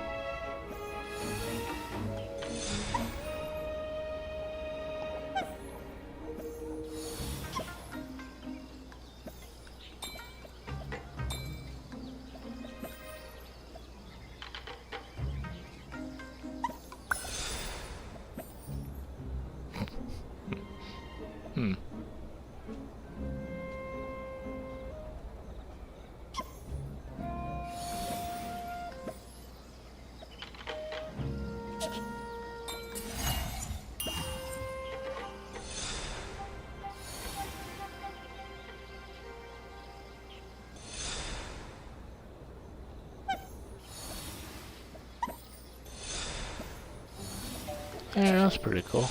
I like that.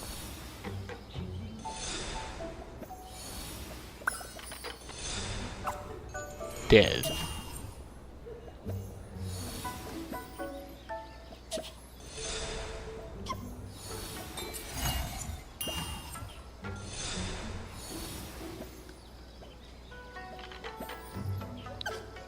Oh.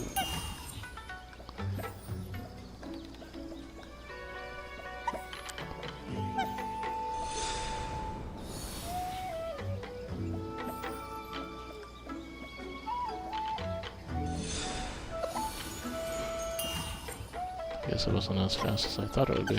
Ah!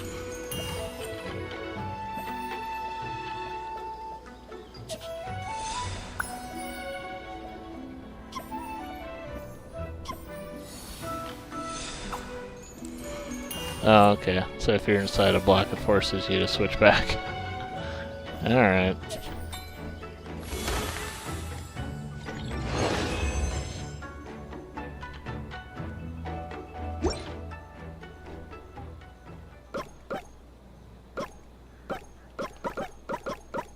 Oh my gosh, they all make noises.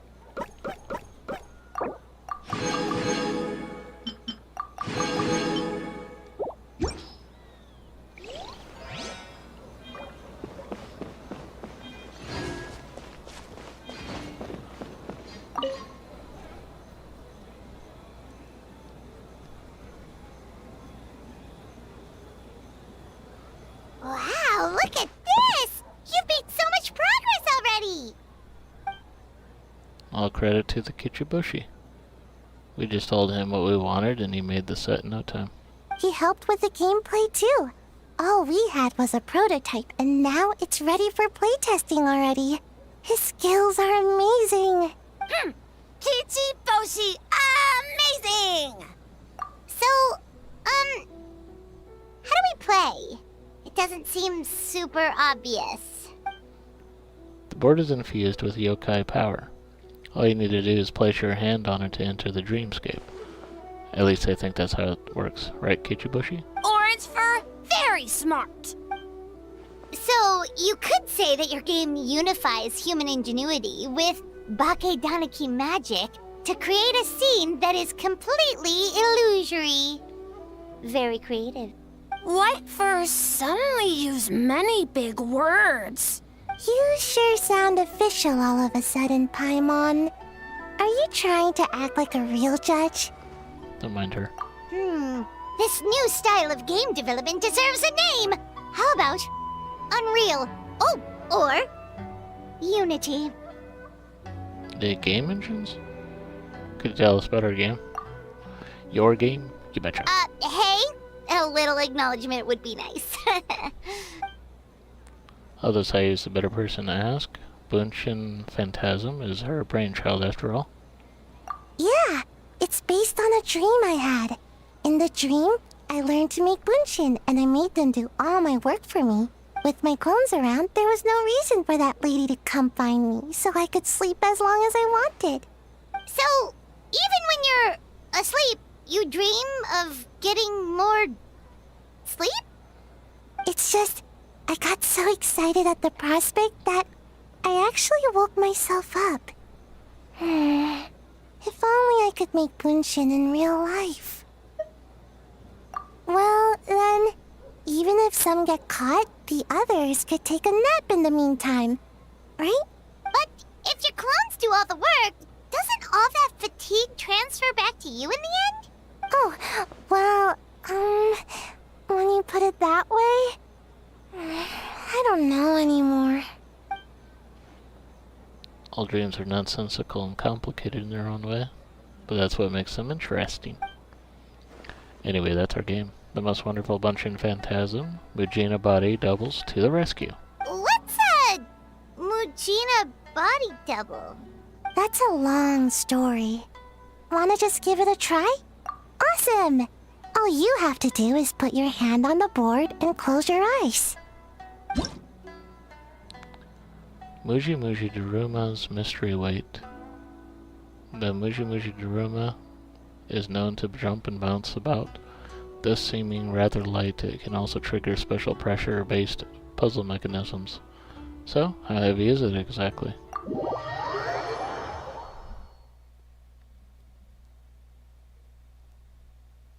In Bunshin Phantasm challenges, you must reach... Oh, is this collecting the coins thing? The destination within 3 rounds. During each round, your actions will be recorded by the Muji Muji Daruma. And when the next round begins, the Muji Muji Daruma will imitate your movements from a round before. Oh, okay, it's like a ghost race. Use this feature to unlock various devices and solve various puzzles to open a way to the destination.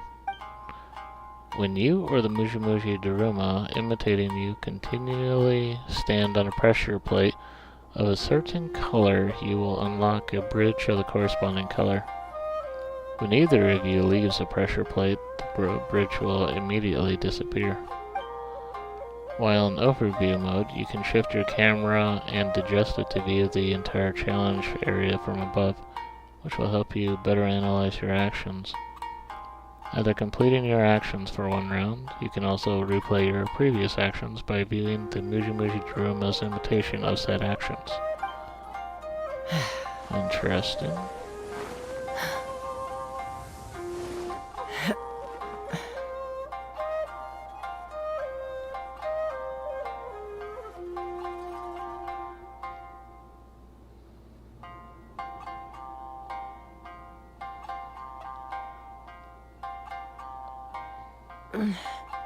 I'm a little out of practice these days.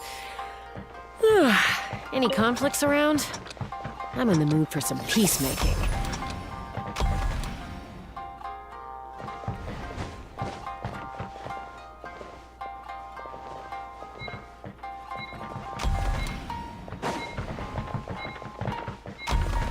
Am I supposed to just stay on it or something?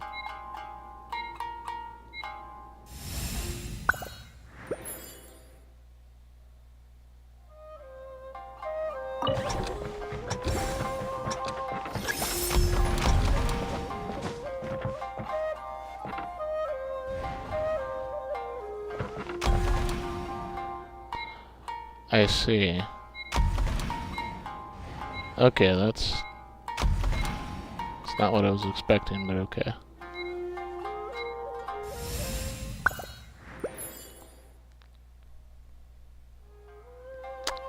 That's interesting.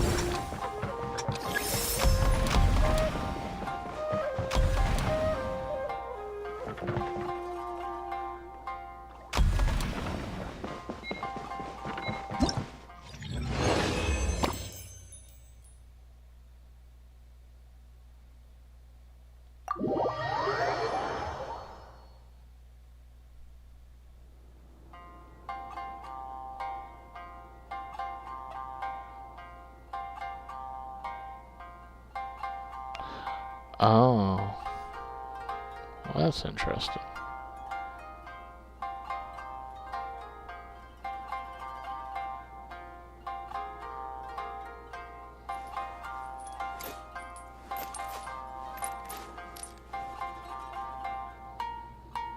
You have to do red and yellow. How many seconds are in each round? About 25. Okay, so about 12 seconds between both of them.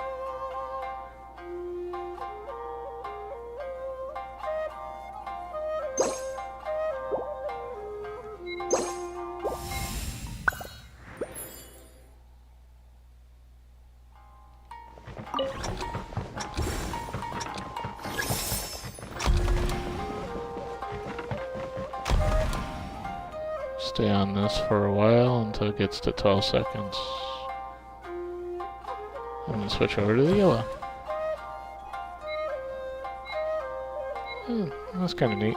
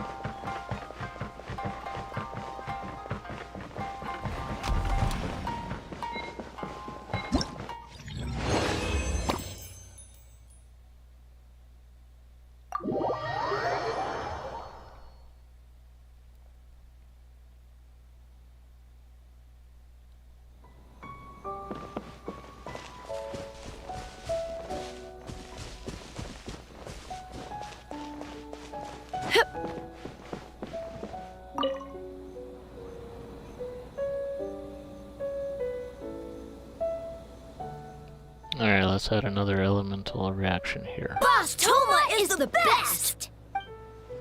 That's nice of you, but it's all thanks to Kitsu Yuge that I came up with this in the first place, and that was all you. Anything for Boss Toma. Whoa! Guess this team really hit it off. Hey there, Traveler and Paimon. Looks like you're getting along great with Kozo and the others. Guess a fixer can work with just about anyone, huh? I have Ito to thank, actually. He introduced me to Kozu and the others after you left that day. We didn't get to see each other much during the test of courage, but they're a very friendly group of yokai. All I had to do was mention the Mikawa Flower Festival, and they agreed to help right away. They even showed up bright and early this morning. That makes sense. It was their dream to host the Mikawa Flower Festival. Yep, that's right. Yeah, totally. We've been dreaming about it for a long time. So, what are you planning for the game? It kinda sounded like you're making a sequel to Akitsu Yuge. Suppose it's a spiritual sequel of sorts. It's a combination of Kitsu Yuge and Monostat's Ludi Harpastum. I call it Akitsu Harpastum. It's pretty simple, actually. Just swing the racket to hit the balls back where they came from. But what does that have to do with the theme? Good question. The Lady Gucci did say that reminiscing about nostalgic memories is a form of dreaming, right? For many years after leaving Monostat, the only place I could experience Ludi Harpastum is in my dreams. Once I was old enough to go back on my own, too much had changed. My age, my mindset, whatever it was, the Ludi Harpastum of my childhood was gone. So I suppose you could say Kitsu Harpastum is a childhood dream many years in the making. Oh, in the play stage, test stage, I added a few characters that often appear in fairy tales and dreamscapes. Hopefully that reinforces the theme a bit more. Want to give it a try? White fur, yellow fur, get ready! Dual Spinning Sand Tanuki. The opening battle for the new iteration of Kitsu Harpastum. Now, will the sound of the sand-colored Baka Tanuki hitting a Harpastum be more of a clack, like rock, or a biff, like a sandy beach? I don't know. Good question. You must return Harpasta fired at you by the Harpasta yokai and defeat them.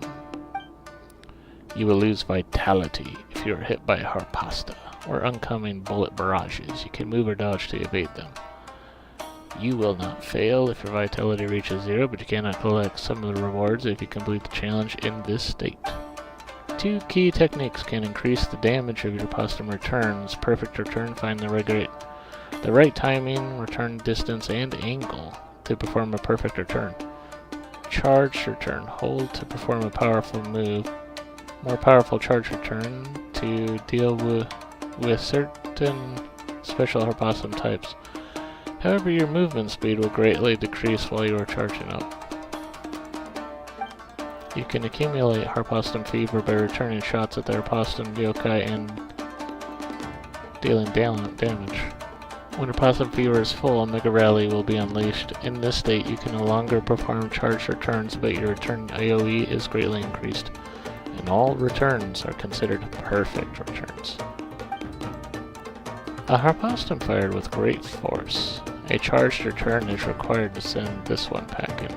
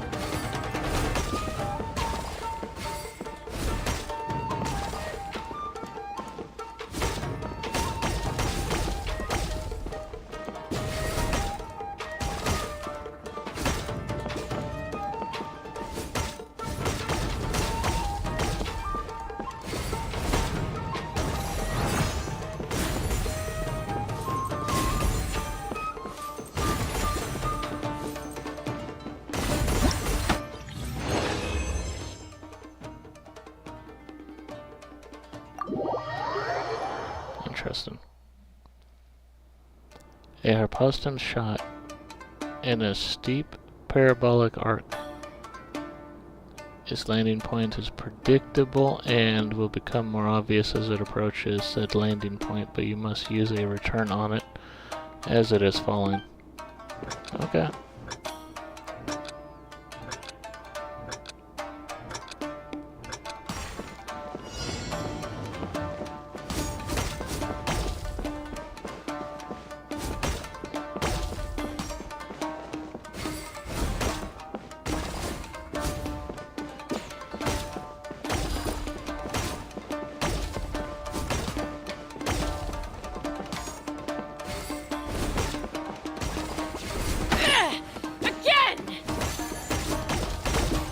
Okay, relax, Chaska.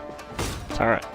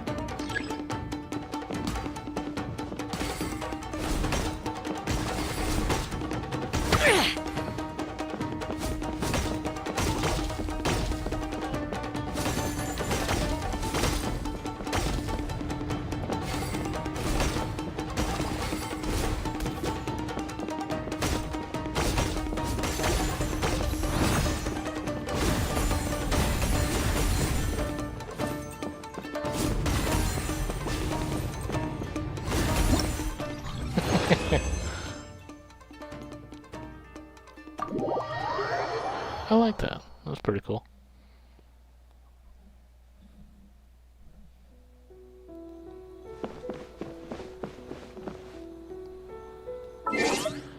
Alright. Be back in just a second.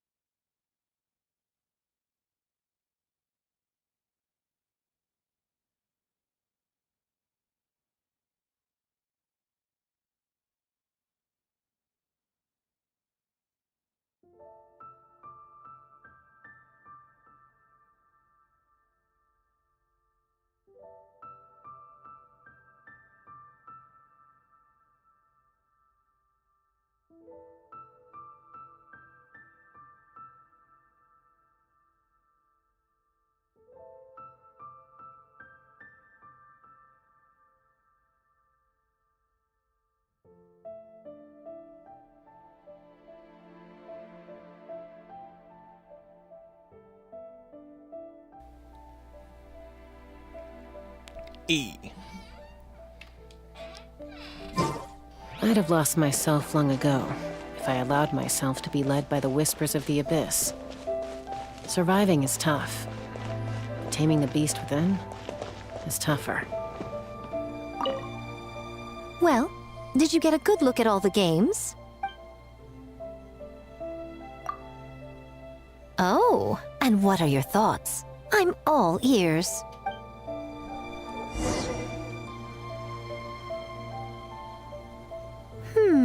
Fascinating. Which game are you looking forward to the most?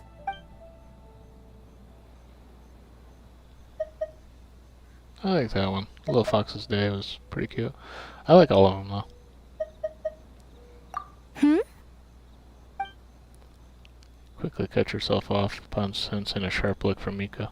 What an interesting take on the theme.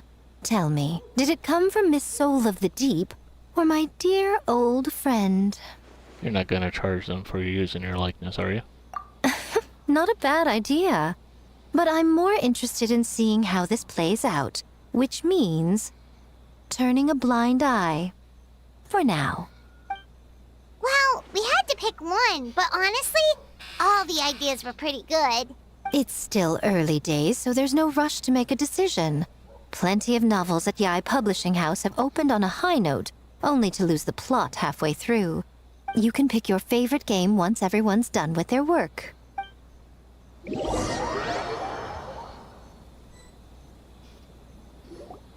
Wow, time really flew by today. It's so late already. The game booths were cool, but the food was even better. There were vendors selling dongo milk, tricolor dongo, rice cake soup, you name it. Paimon saved a skewer just for you. Here, before it gets cold. No, of course not. If you don't want it, Paimon will eat it herself.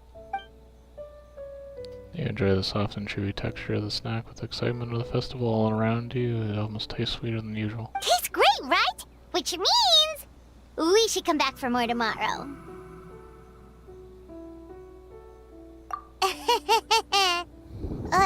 Wait. Do you see that up ahead? What's someone doing out this late? Huh. Their clothes look kind of weird. Oh, could they be one of those costumed actors Miko mentioned? Probably. Hey, hello there? Are you also here for the festival?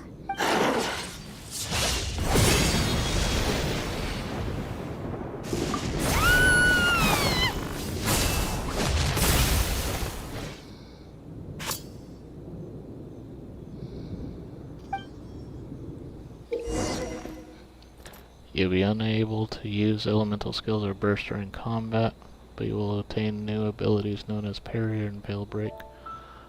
When using parry, the traveler will raise their weapon at a defensive stat, greatly increasing damage taken. Parry has a fixed CD. You will gain Verity when you use normal attacks and charge attacks against your opponent, or when you successfully parry. Verity will also accumulate over time. When you max out Verity, you can also actively use Veil Break to deal massive damage. Veil Break can restore 2 usages. If you parry just as your opponent is striking, you can completely negate any damage that would be done to you, and reset parry's CD. Completing such a perfect parry against your opponent attacks will cause you to accumulate more Verity. When your opponent is about to use Oni Devourer, their weapon will shine brightly. Perfectly pair this technique to unleash a powerful counterattack and deal great damage to your opponents. What was that for? They attacked us out of nowhere! Something's not right about this. Be careful, traveler!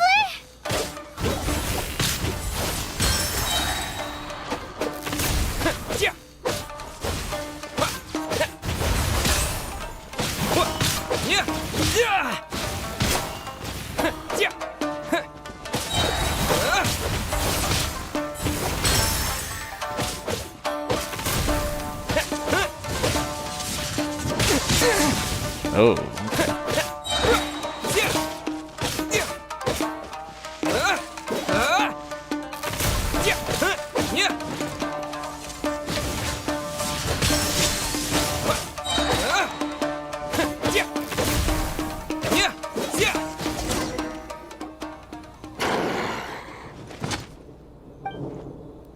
Is that it?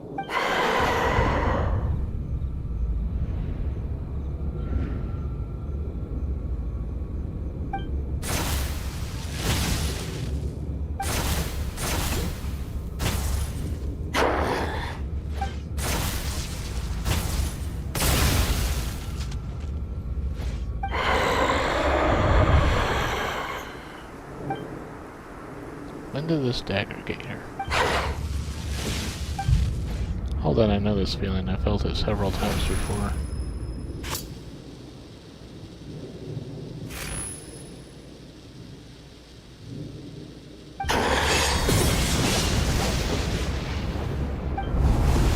I'm in here trying.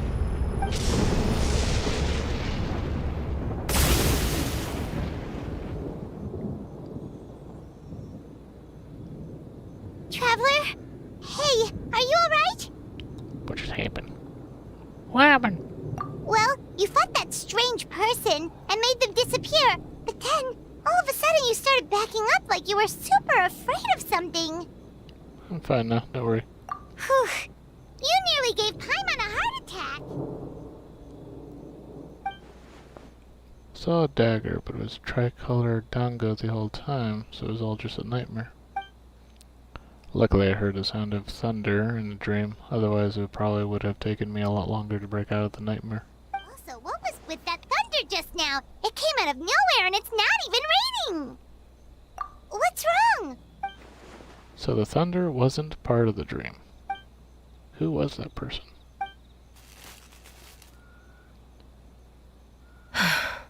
Has a nightmare returned to Inazuma once again?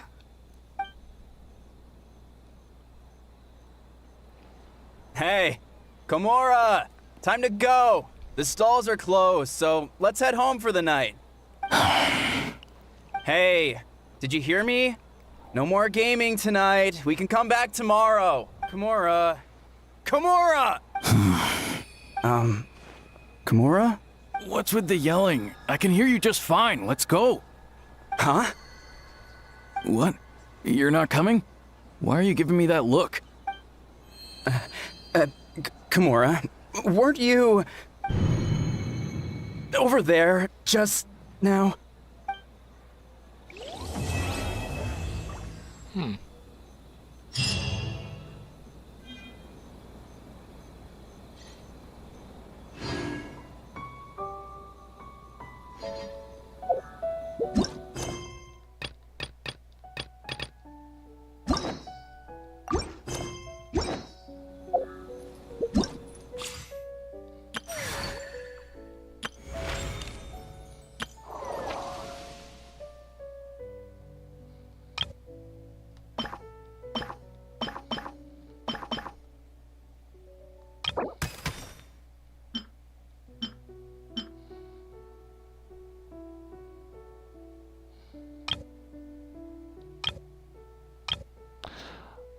Oh, okay. Tamiyorotai no Horanashi. Once upon a time there was a yukai that roamed Inazuma in the form of a lantern's flame. This must once have been one of its vessels.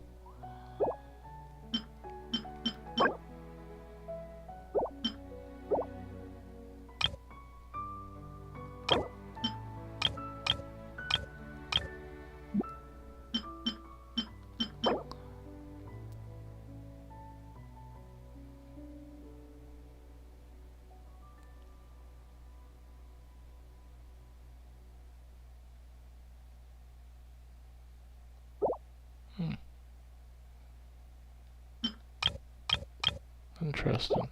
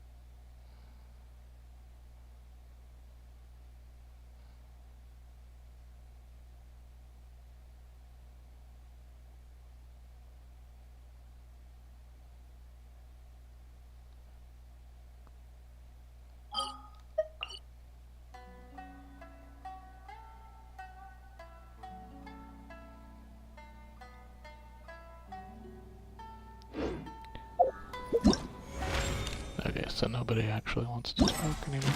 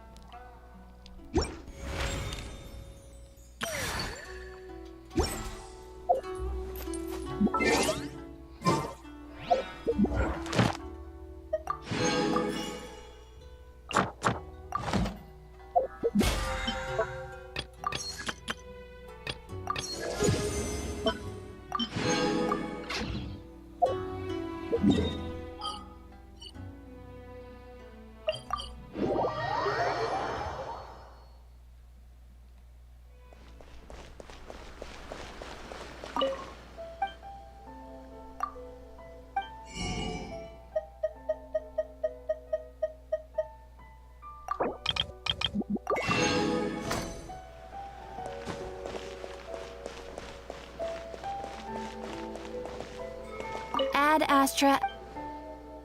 Thank you for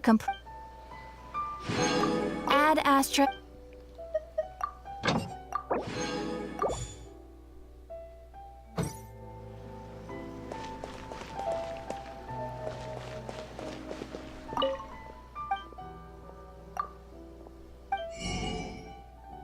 Yeah, they have a new recipe.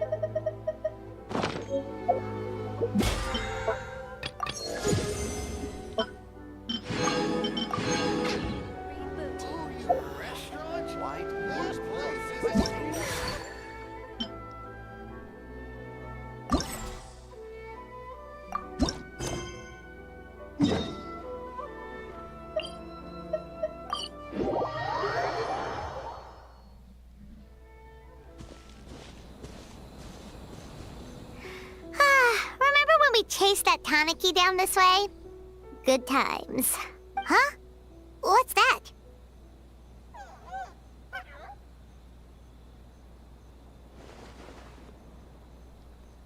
A piglet? Paimon doesn't think they look anything like that. Oh, maybe there's a new kind of yokai in town.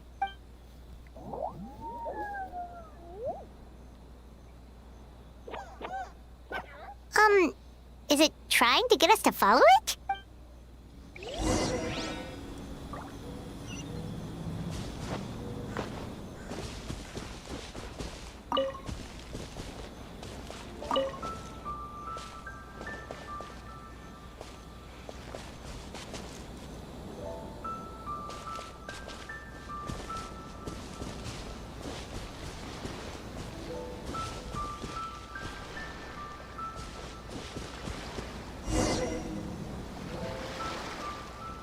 What's that girl doing over there?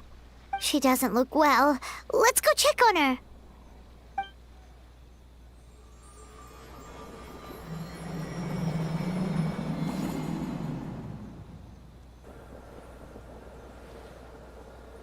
Oh, what just happened? All we did was lock eyes with her for a split second, then... Wait, where did all these people come from? And what are they here for? Looks like they're waiting in line for some reason. True. Oh, and there's that girl. She's still here. Maybe she knows what happened. If I leave now, will I have enough time? How many times do I have to explain? There's no going back if I report him. But still. Anxiety over a lack of creative inspiration. Well, inspiration tends to give anxious minds a wide berth. So I hope our treatment will help you relax. Thank you.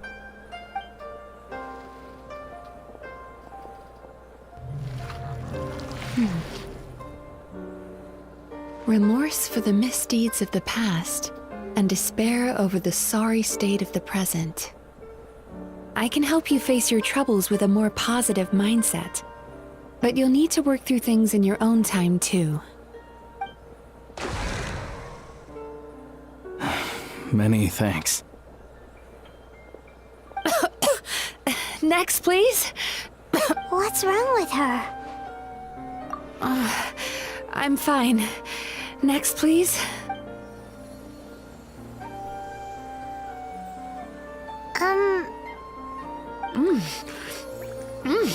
Delicious! Whoa, that was unexpected. Huh? What do we have here? Oh no, I'm so sorry. Sorry for what? We have no idea what's going on here, let alone what you're sorry for. Would you mind bringing us up to speed? Oh, it looks like you've entered my dream by mistake. Let me wake you up, then I'll explain everything. Dream? When did that...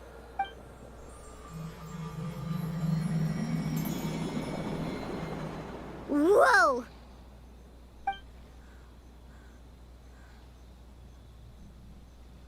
Hi. Feeling more awake now? I never expected the Traveler to literally come to me in a dream. How do you know who I am? Oh, someone I know talks about you all the time. Plus, I'm pretty good at profiling people based on their reputation. So, who are you? Right, of course. It's our first time meeting each other, so I should introduce myself properly. My name is Yume Mizuki, or just Mizuki for short.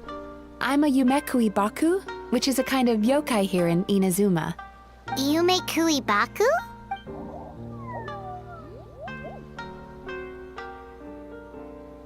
Hey, it's that little critter from before! That's what we look like in our original form. I'm guessing that's the one that led you into my dream earlier? Baku feast on the bad dreams of human beings, but we need to be in a dream of our own to digest them. The place where you met me earlier was where I go to digest bad dreams. I must have swallowed one too many bad dreams, because they were causing me some digestive trouble. It's actually a good thing you showed up when you did. Call it a happy accident, I guess. Thanks to your help, I'm now able to digest all these dreams properly. Yeah, we thought you looked a little uncomfortable. That's why we came over. We didn't know what it was. We just thought maybe you could use some help. And Paimon really hates bad dreams, so Paimon's even more happy to help knowing that you can eat them. Thank you. But I still owe you an apology. While you were inside my dream, I ate one of your dreams.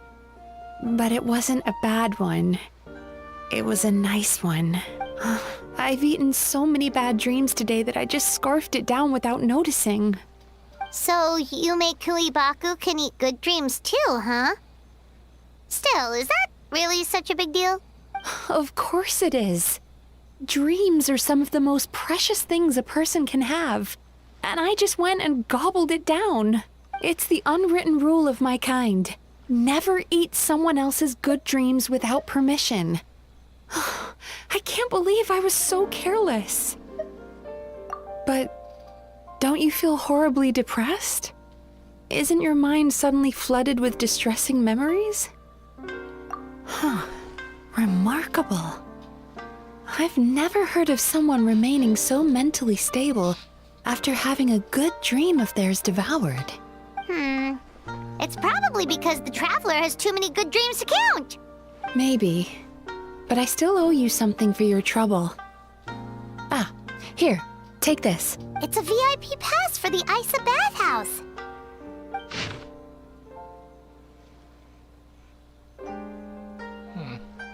Staffed by clinical psychologists and offering spa and fine dining services, we invite you to bring us your troubles and leave refreshed and renewed.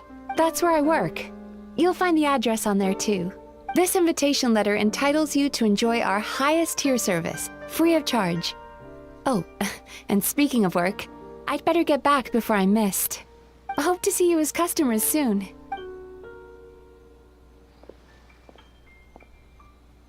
So she's a Yume Kuibaku that eats bad dreams and a clinical psychologist too? Paimon's never considered therapy before. Then again, Paimon never really gets that stressed out. Oh, except when she's trying to decide what to eat. Speaking of eating, that bathhouse place does fine dining, and we have a VIP pass. That means we can eat as much as we want, right? This is the opportunity of a lifetime. We can't let it go to waste.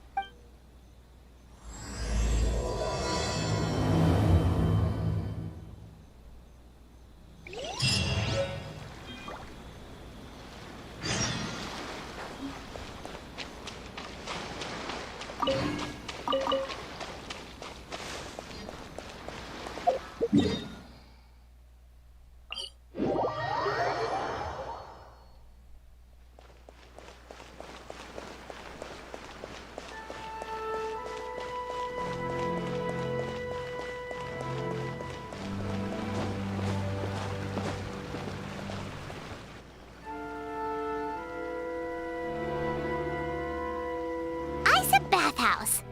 Well, based on the letter, this should be the place. It looks familiar. We've walked past here several times before, right? Just never gone inside. Oh, are you here to visit the Isa bathhouse? Whoa! Oh, where did you come from? Oh, sorry. Forgive me, I didn't mean to intrude. We've been struggling to attract customers recently, so I got a little overexcited when I heard you discussing my bathhouse. Your bathhouse? So you run the place, huh? And business isn't going so great, you say? Oops. Please forget I said that. It just slipped out. Now, do you have an appointment? We have a VIP pass. Can we use it now? What? I've told them before, a promotional gimmick isn't gonna magically fix our business. Who issued this thing? Wait, is that Miss Yume Mizuki's signature? I'm so sorry. I had no idea you were invited here by Miss Yume Mizuki. Please, feel free to redeem your VIP pass now if you'd like. Just give your names at reception. Sounds like she has a lot of clout. But aren't you supposed to be the boss? I am, yes, but Miss Yume Mizuki's a major shareholder. The business never would have gotten off the ground without her investment. What? Oh, it's no cause for alarm, though. She's a very responsible person. In addition to being a shareholder, she's also personally involved in our day-to-day business. She only returned to Inazuma recently. Otherwise, I'm sure you'd have heard of her by now. She's a highly renowned clinical psychologist. Please, head on in.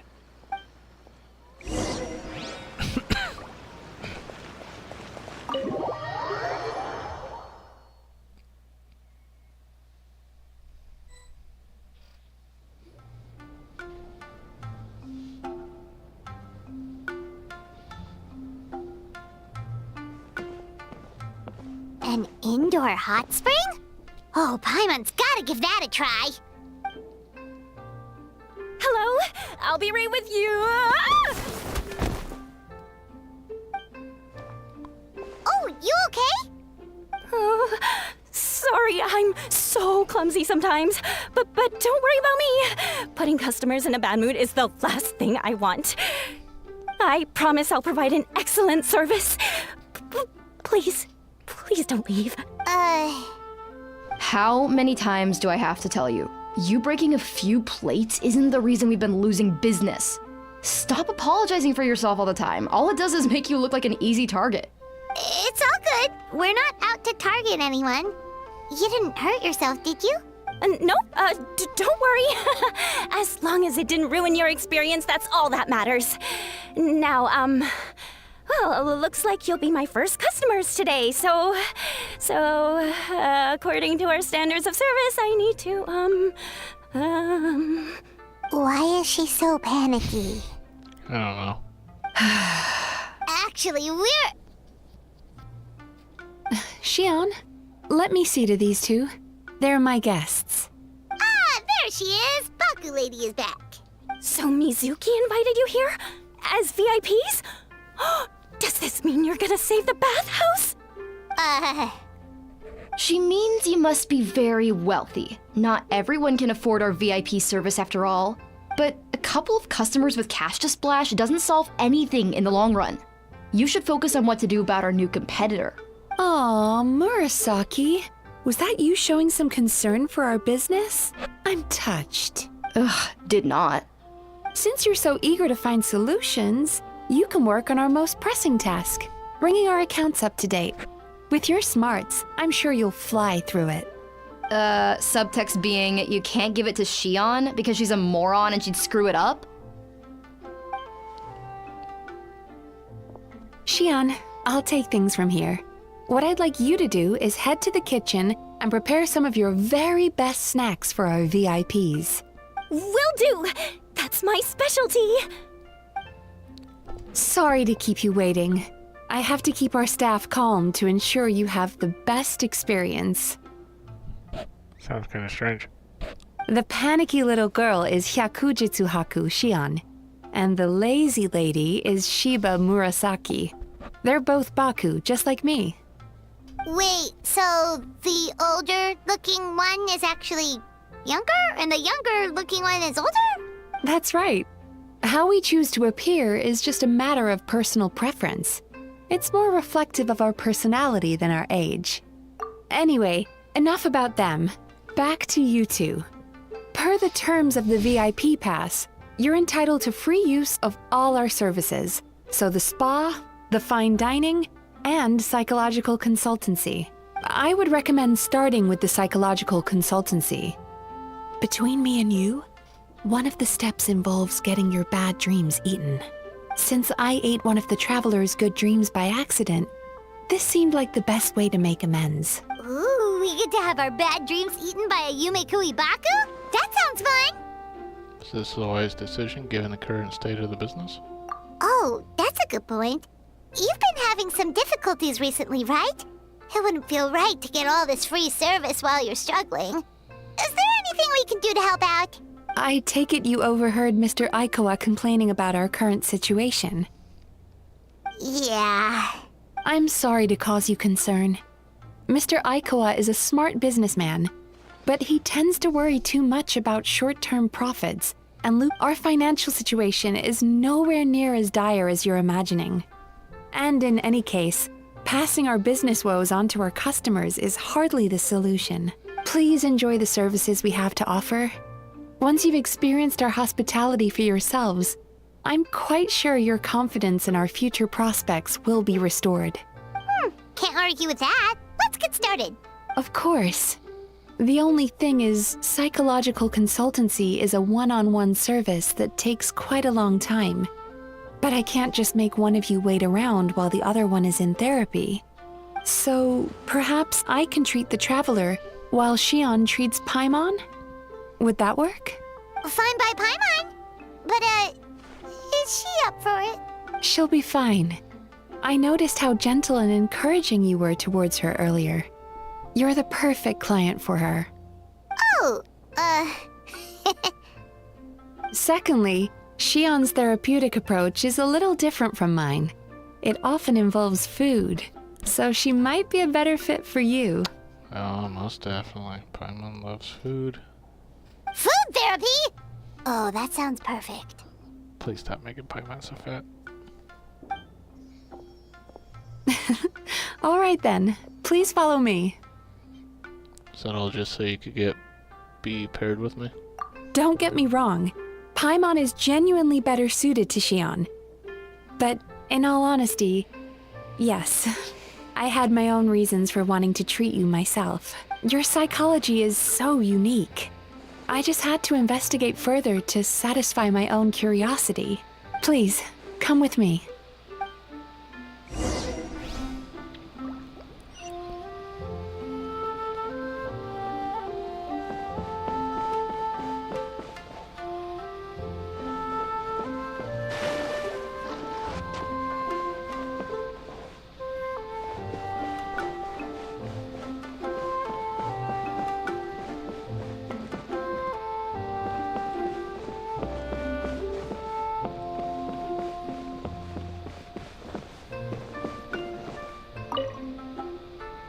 Before we begin, please take a seat on this chair.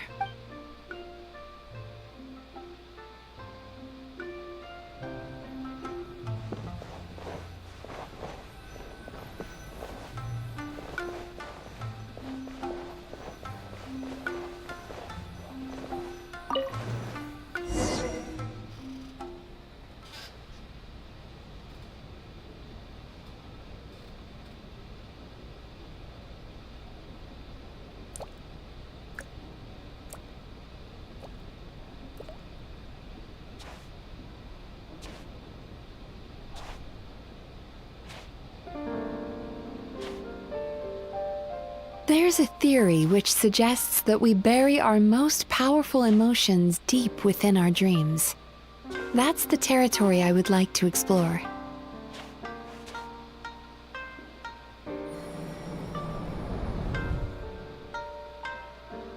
Before I start, I'm going to ask you a few questions.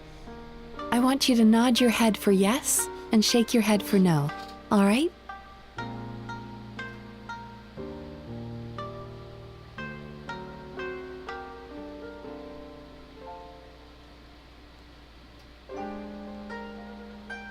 Very good. Now, I'm going to plant a few thoughts in your subconscious, but it's nothing to get nervous about. Just a way to improve your sleep quality, so the treatment will be more effective.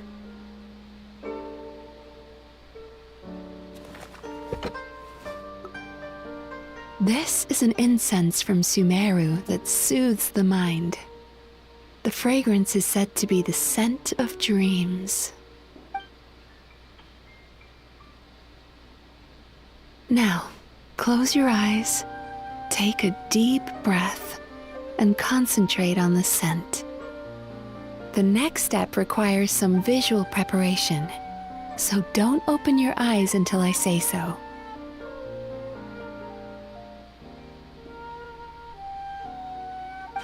Oh, where did it go? What is Mizuki looking for? Sure, I can't hurt. I need to have a stern talk with Murasaki. How hard is it to just put things back where they came from? She said not to.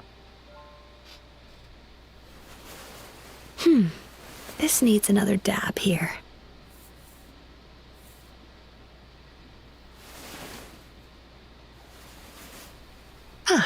That's better.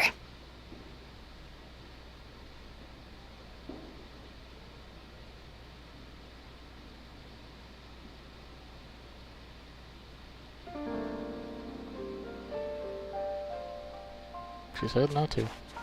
Hey, don't run off now, darlings. Come here. For goodness sake, your butt's showing.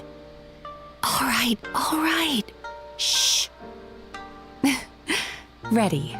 You can open your eyes now. You kept your eyes closed the entire time.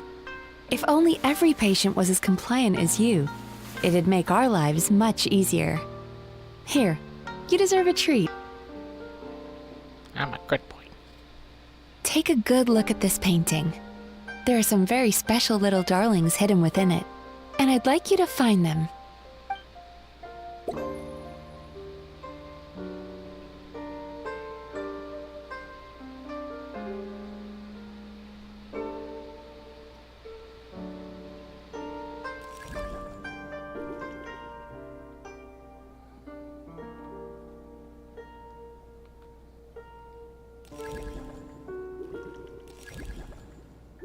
Do you see her? Isn't she just adorable? Oh, okay. Now you just need to find the others.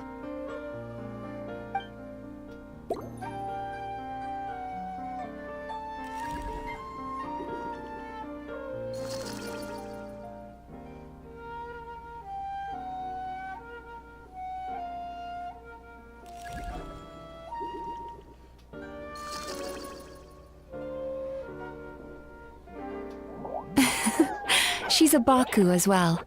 Whenever someone starts dozing off, she's there waiting for their dream to begin. Your journey into Dreamland began as you were looking for them. Feeling sleepy? Now I want you to take my hand.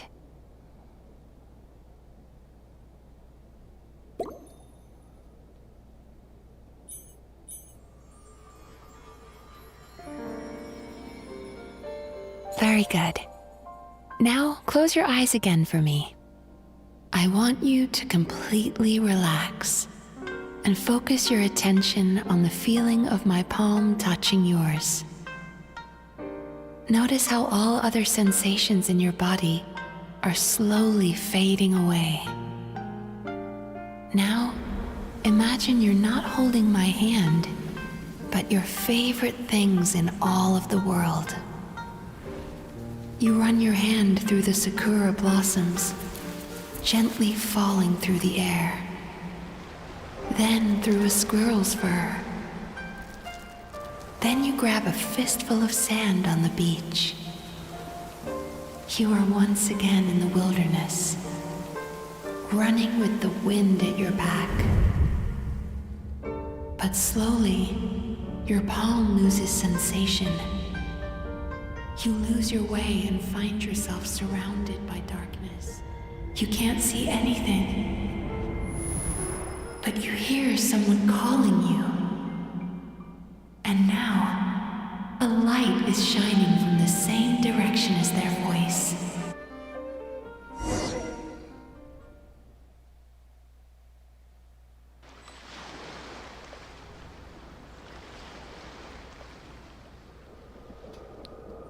What is this place? Traveler, come over here.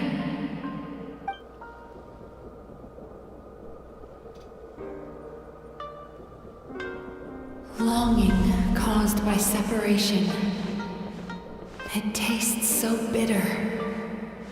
Please don't stop moving. Despair caused by failure. Icy cold on the lips. Please, keep going. Regret, caused by missed opportunity. A sharp aftertaste. Please don't look back.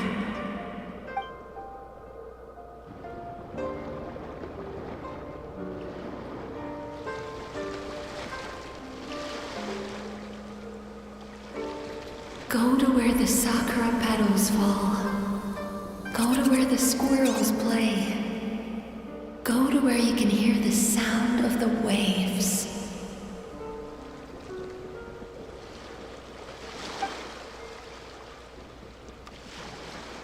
That is where I am.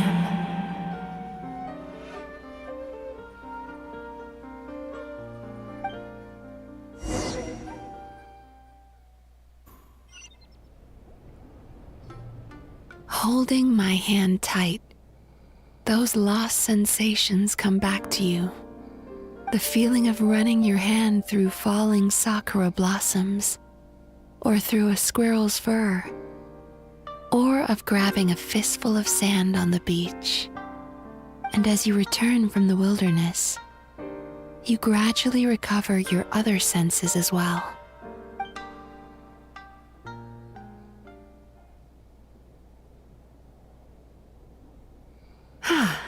We've reached the end of today's session.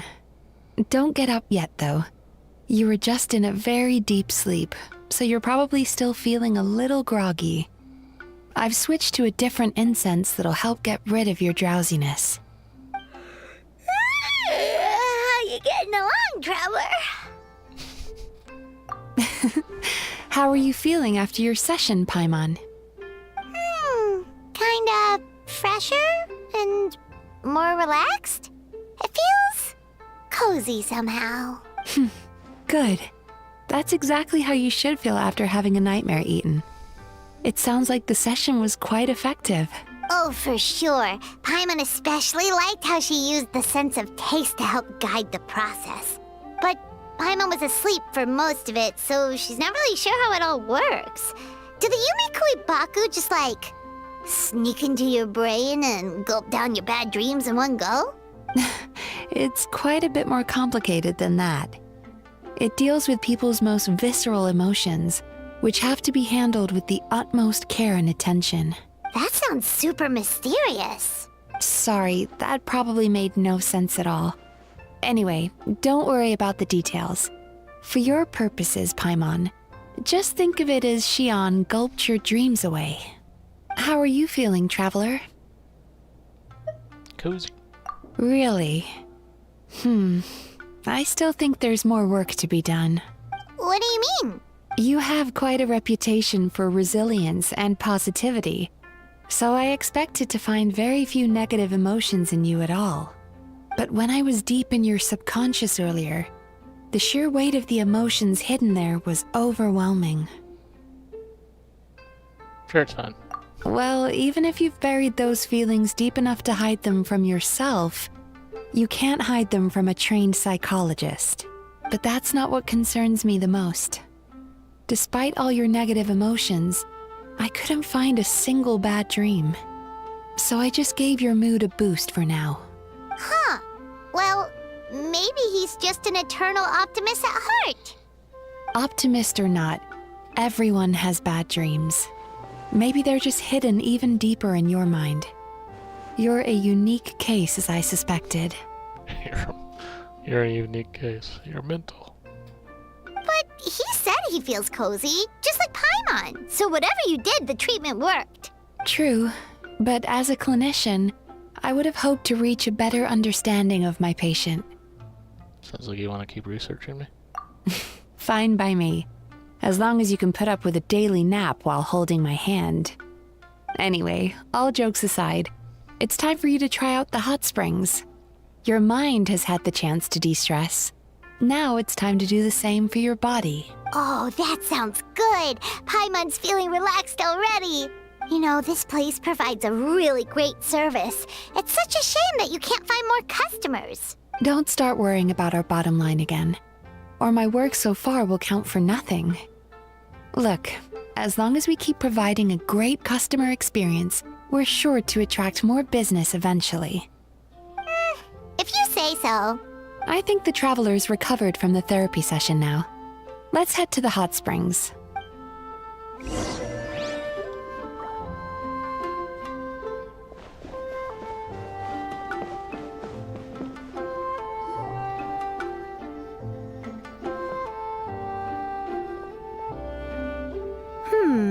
Most impressive, I must say.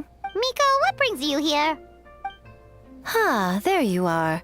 I heard a rumor that you were about to be kidnapped. Naturally, I had to come and see it for myself. She's joking, right? Paimon can never quite tell with her. Miko, it's been a while. You know each other? She never mentioned? Interesting.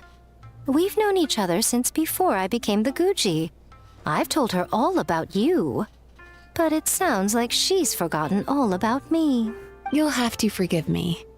I just didn't want to scare the traveler off. And hi, I'm Miko's friend seemed like a surefire way to do that.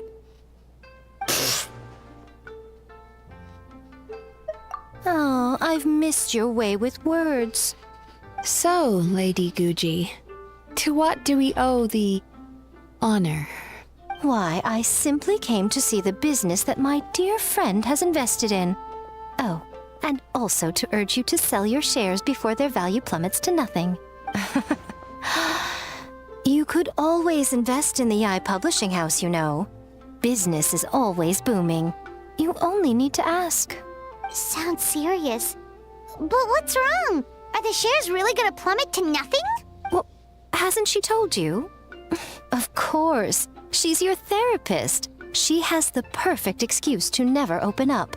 The Isa bathhouse used to be very popular, although not because of the hot springs, despite the name.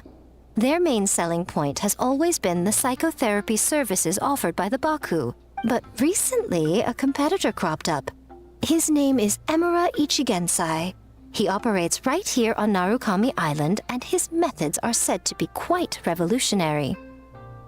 Since he provides a similar service to the bathhouse and boasts even better results, he was able to poach their entire clientele in just a matter of days. Dang. Oh, it's such a pity to see how empty this place is now. Miko, my job is to relieve my clients of their burdens, not to share mine with them. Oh, of course you'd say that. You're a professional. But no amount of professionalism is going to fix this situation, is it? I heard people have been lining up since the early morning for Emura Ichigensai's clinic today. He's seeing patients just west of Inazuma City. And, how many patients have you seen today? Surely you know I'm not going to quit. True. Very true. So, that's it? You're just gonna leave? Oh, I'd love to help, little one. But I don't want to upset my old friend. Miko's acting all mysterious again. I understand why she doesn't want to help. The two of us are technically competitors, after all. Huh? Light novels are one way for people to pursue happiness in their free time.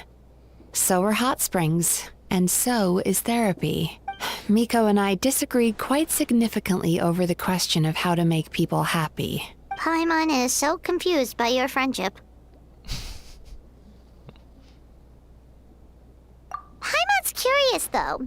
After today, it's hard to believe that anyone could offer a better therapy service than the Yume Baku, which begs the question, who is this Emura Ichigensai guy anyway? Something of a mystery. I tried to look into his background when he first started poaching my customers, but I couldn't find anything. I suspect he's avoiding me on purpose, since I'm a competitor. In all this time, I haven't even figured out basic things like where he sees his patients. Well, we at least know where he is today, though, right?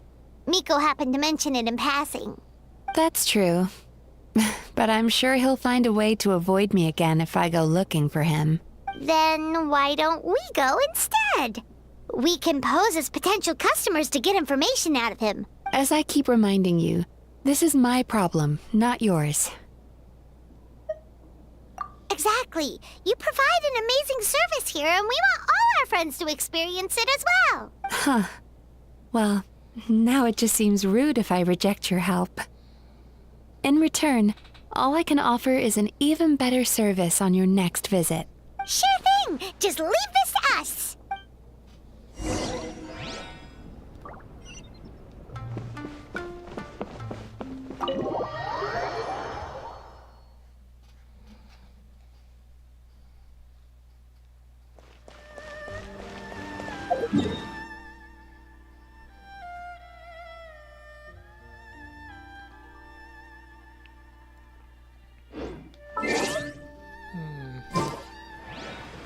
Probably leave it off there.